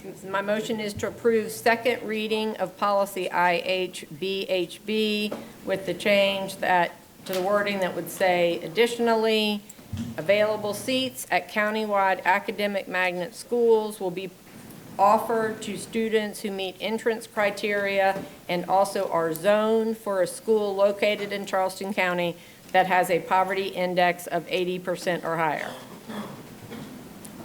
So the way I hear changes that it. still says there's a set aside for seats. So maybe it would help if we saw it in writing. I'm just confused because the way I hear it says there's going to be a set aside of seats. That is what we're saying. Well, I think before it specified that there will be a specific number or a percentage of the seats, and the way that she just read it only indicates that seats would be offered. And so, and again, I don't want to go back and change anything we've done, but there will be no seats offered if students from a particular area fill the seats. That is correct. And that won't contradict this. Nope. I mean, I trust your judgment. I'm Well, but just if you're, confused. the I would the like to hear concern from Ms. that you Ham, have is please. from Just one second. D20, which that's 80% poverty. Julie, do you have the corrected motion? It's up there. Take out, either provide, take out the word provided. Yeah, just offered instead of provided. Right.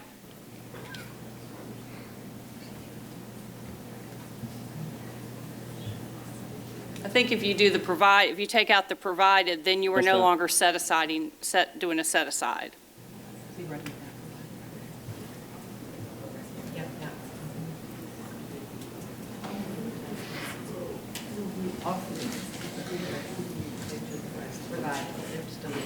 So possibly, maybe you change it to additionally, if seats are available at countywide academic magnet schools?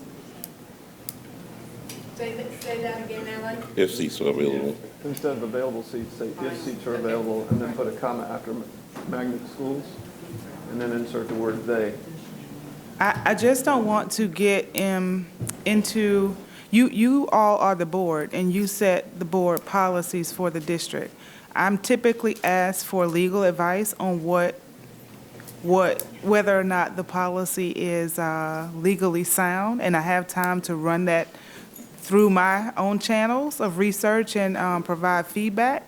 And so to change the policy in the moment and ask me, is it legally sound, when every word makes a difference, is a bit of a challenge. So can we table this? Okay. Why don't we send this back as Yeah. That's what it's I was, modified now. right, this is Why don't we clearly not table ready for this prime until time. next month, so Natalie can have the time she needs to do her due diligence and bring it back to us. I agree. Doing so, Wait a can we minute. change for now the Yes. word zoning, Yes, attend to to zone. zone? Well, what? That's my. No. that's We already my did vote. that. Yeah, we've done that. Just one second, guys, just one second. We're voting Send that to staff for review. with the zone language as. Correct. I'd like to send it to staff with this word, with this language, and then she can review it and let us know, and then we can bring it back in January with any change. So my motion is not Wait a to minute, Ms. approve Donovan. second reading, for us to approve this wording and send it back to staff for legal review. Can we approve a motion and Yeah. then send it? No, sorry, hold on. Just one second, guys. Then it back to committee. We had a motion, was Yeah. a second. Right. Yeah, Okay, then we have to vote on that motion. All right. If Okay. the motion fails, then we can then ask to send it back to the committee. okay. Okay. So is this the Can I ask a motion on the question? table? Is this? So the, motion on- the intent is to send this policy back to the committee, Personnel Committee, but since we already have a motion on the floor that has been seconded, we have to vote on the current motion that's on the floor. So if you want to send it back, then of course you have to vote against the current motion that's on the floor. And is this the motion? Why, all right, Yeah. how about this? I'm going to withdraw my motion. Okay? And now I'm going to make a motion to send the wording that we have there up there to staff, Still changing it. for staff to get legal advice and bring it back to us for potentially second reading in January. Second. And I can read that if you need me to. Okay, that motion has been made by Ms. Darby, second by Ms. Jeffries. Hang on. Yeah, Reverend Mack. Hang on one, guys, just let me go through the steps, and then you can ask your questions, okay? So the motion has been made by Ms. Darby, second by Ms. Jeffries, as what you see listed there on the screen. Are there any questions? So, yes, can we make a motion for second reading to send back? I mean, the motion came to us as written on our screen. Can we change that and then send it back? Yes. Yeah, you can send it Well, back I'm to me. actually asking the parliamentarian just to check. Right, So so we you- can change this motion, Right, so you're sending back what's this listed, on the screen. correct. Not to approve the policy. second reading, but to So y'all can do one of two things. You can, she withdrew her motion, so there's no motion for this to go forward. And then she stated this motion to go back. Now she wants, because y'all have second reading, instead of voting on the second reading, nobody is approving the language. She wants now for y'all to approve it to go back to the committee for changes. So motion to send this version back to committee. Correct. That, we need to change the motion. All right, so what my Not properly motion seconded. is to send There you go. back policy IHBHB to staff to get legal advice and bring back to the board in January. Can y'all read all that? Yeah, All right. that's it. We just need to send Got that it. back. All right. Thank you. Let's vote. Can I ask a question Is there? everyone clear? Reverend Collins? Yes, Ms. Ham, initially the district used the word, instead of a zone they used, also attended a middle school. And in that last sentence of that paragraph, how does changing the word attend to zone impact the policy? What's the benefit either way? Want me to read the whole thing to you? No, I'm just unclear of, I'm unclear of your question. Okay, so some of the board members asked to change, the district proposed, who meet the criteria and also attend the middle school located in Charleston County that has a poverty index of 80% or higher.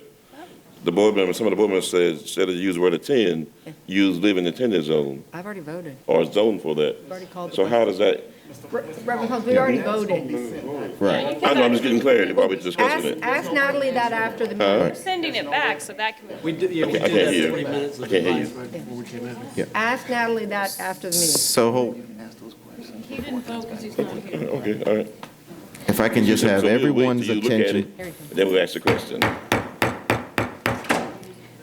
All right. I can live with If I that. can just have everyone's attention for a moment, because everybody wants to be the attorney tonight. And we have two in the House that I know of.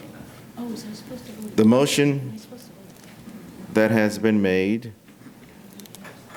is to send policy IHBHB, as stated, back to the committee for revision, assessment, and to come back before the board with languages that has been indicated in the current motion. That is what's on the table. That's what you're being asked for to vote on tonight. Please cast your vote.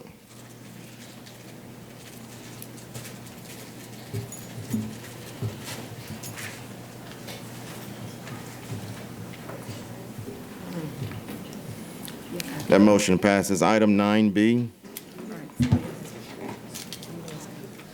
Move to approve. Second. Been properly moved by Ms. Coates, second by Mr. Frazier. Are there any questions?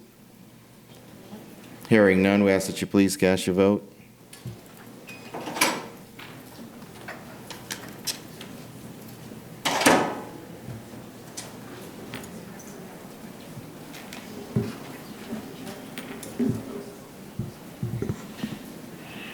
I only feel like someone just tapped me on my shoulder. That motion passes. Item 9C, I'm sorry. Move approval. Second. Properly moved by Mr. Frazier, second by Ms. Coates. Are there any questions? Hearing none, we ask that you please cast your vote.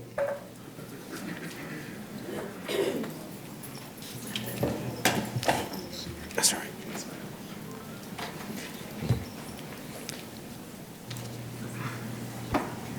That motion passes. Item 9D. I don't know why I want to say Move 8 tonight. approval. Second. Properly moved by Mr. Frazier, second by Ms. Green. Are there any questions? Hearing none, we ask that you please cast your vote.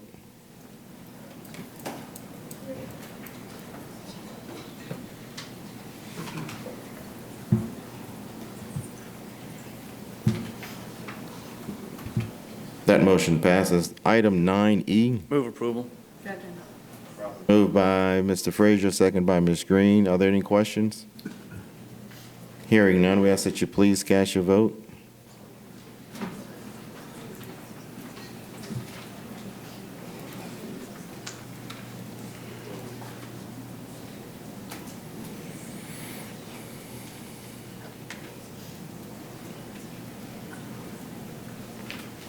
That motion passes. Item 10A. Move to approve. Second. Moved by Mr. Garrett, second by Mr. Frazier. Are there any questions? Hearing none, we ask that you please cast your vote.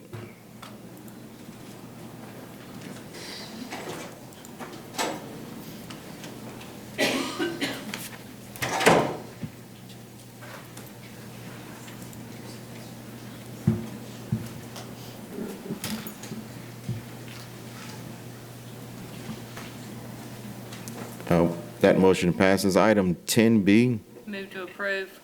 Second. Moved by Ms. Coates, second by Mr. Garrett. Are there any questions? Hearing none, we ask that you please cast your vote.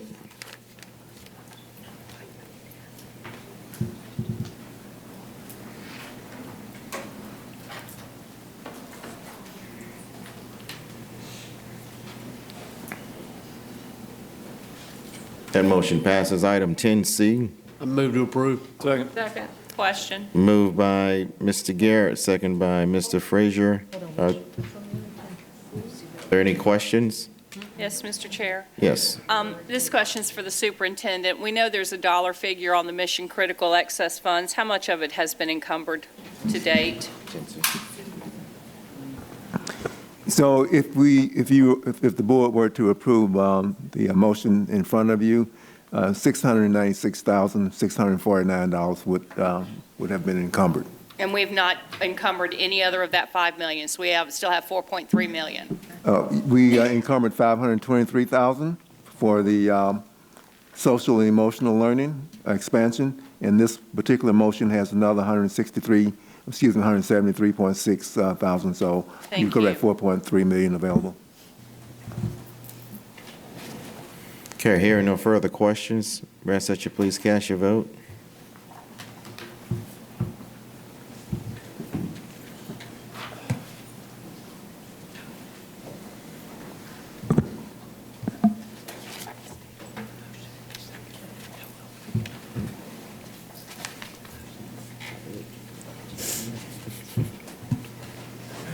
Cindy and Todd.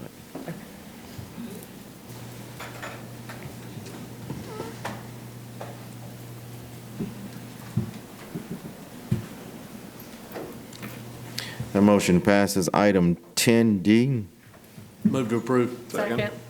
Properly moved by Mr. Garrett, second by Ms. Coates. I'm sorry, Ms. Darby. Are there any questions? Hearing none, ask that you please cast your vote.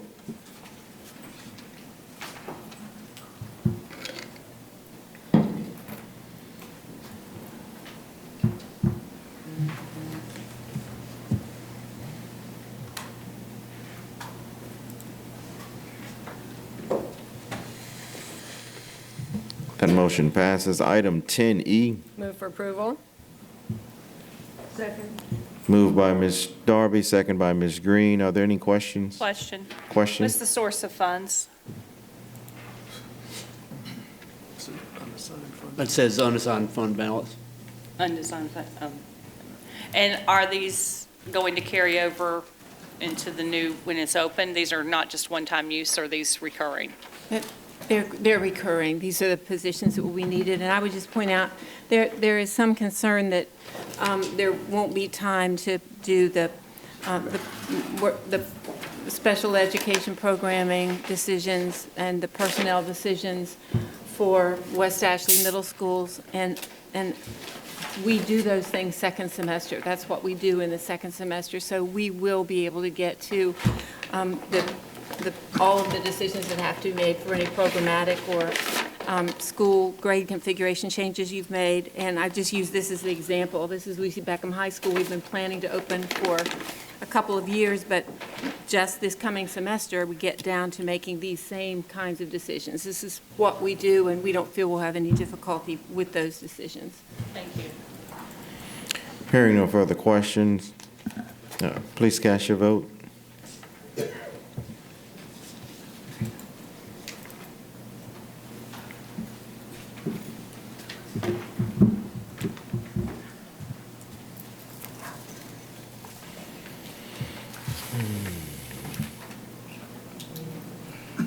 Reverend Collins?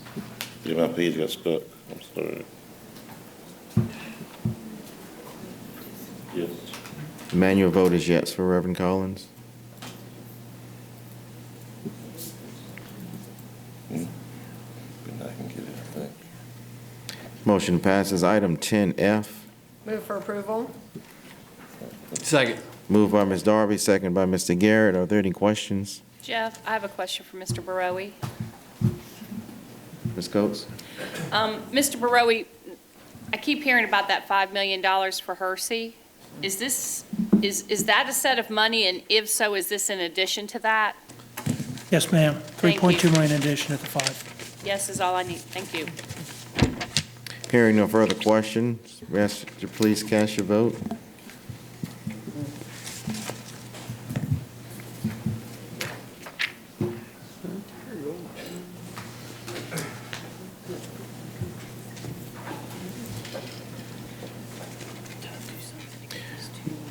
That motion passes.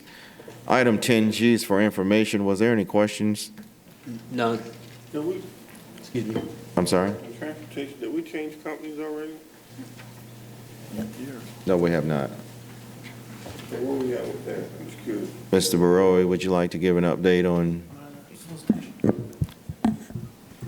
So the transportation solicitation is still, has not been brought forward to the board yet. The intent to award would be sometime later this month, first part of January. We will come to the Art and Finance Committee on January the 7th and give the Art and Finance Committee an update on the status. And then after that, I anticipate an award of that contract. Is that for one contract or split to two? Well, so right now, I'm not at liberty to discuss the details of the solicitation until we go through that process, Mr. Hollinshed. Is it already advertised?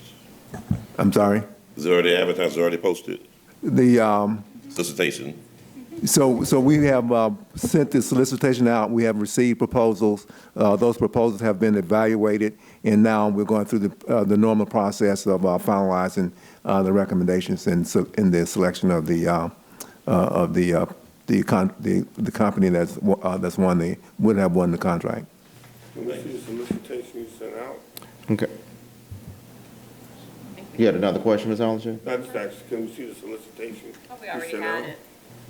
I'm sorry, I didn't hear the question. He said he would like to see a copy of the solicitation. That was sent out. That was sent. So again, the part of the process, we are not, from the procurement standpoint, we can release the solicitation, but only after the contract is awarded. And so that'll be sometime next month. But if you sent it out for public bidding, that's public information. I think that if we want to Just the discuss the solicitation itself, procurement yeah. code, we can do that at a later date. This is, you can see this is solicitation. We can talk about it later. Go ahead. Okay. No further questions. Item 10H. Information. I know it's for information. Are there any questions? No. Okay, is there any public comments for non-agenda items? No, there was one, and I did it during the agenda items. Okay, all right. It's an agenda. Okay, our next board meeting. Ashley River item, Cindy, we moved that from the consent agenda to the agenda. 12I. Hold on one second.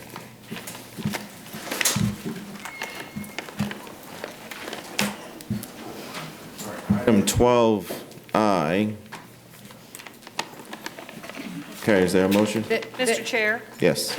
I would ask that the district put forth a motion that sort of outlines approximately the number of, the percentage or set-aside seats for the attendance zone. Well, So do you want the motion is that, or the motion is going to be what the percentage should be? No more than 25%, I think is. Yeah, I just wanted to make sure it came from the district and not us, if they wanted to word it. So what is your motion or your ask, Ms. Coates? Jarita, are you ready to? I believe that Thank you. she's asking staff to work with the District 10 board to make it clear, for example, that the zone would contain fewer than 25% of the student population of Ashley River Creative Arts. Because we say small, we need to clarify. The small means fewer than 25%, for example. Is there a zone that makes sense, Mr. Barowie? There is a zone that's been prepared and provided to the chair of the District 10 constituent board that makes sense, so we'll defer to. Generally meets 25% or so of the Ma'am. seats. So then I would make a motion that the district create an attendance zone for Ashley River Creative Arts Elementary consistent with how we do the other attendance zones. And that would be a clearly defined neighborhood, along with understanding the percentage of seats will remain around a quarter, 25%. That's a motion, I'll second. Been properly moved by Ms. Coates, second by Mr. Frazier. Are there any questions? Julie, do you have that? Okay. Okay, all right. You're going to post something for us to vote on? Okay.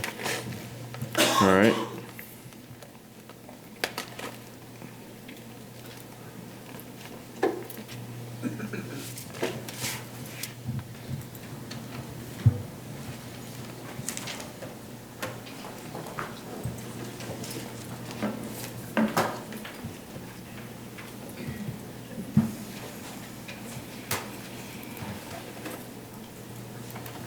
Are we waiting on someone?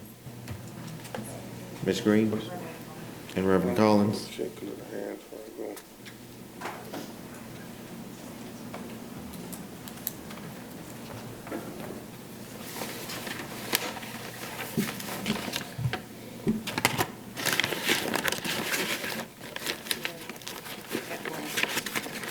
Got it, Julie?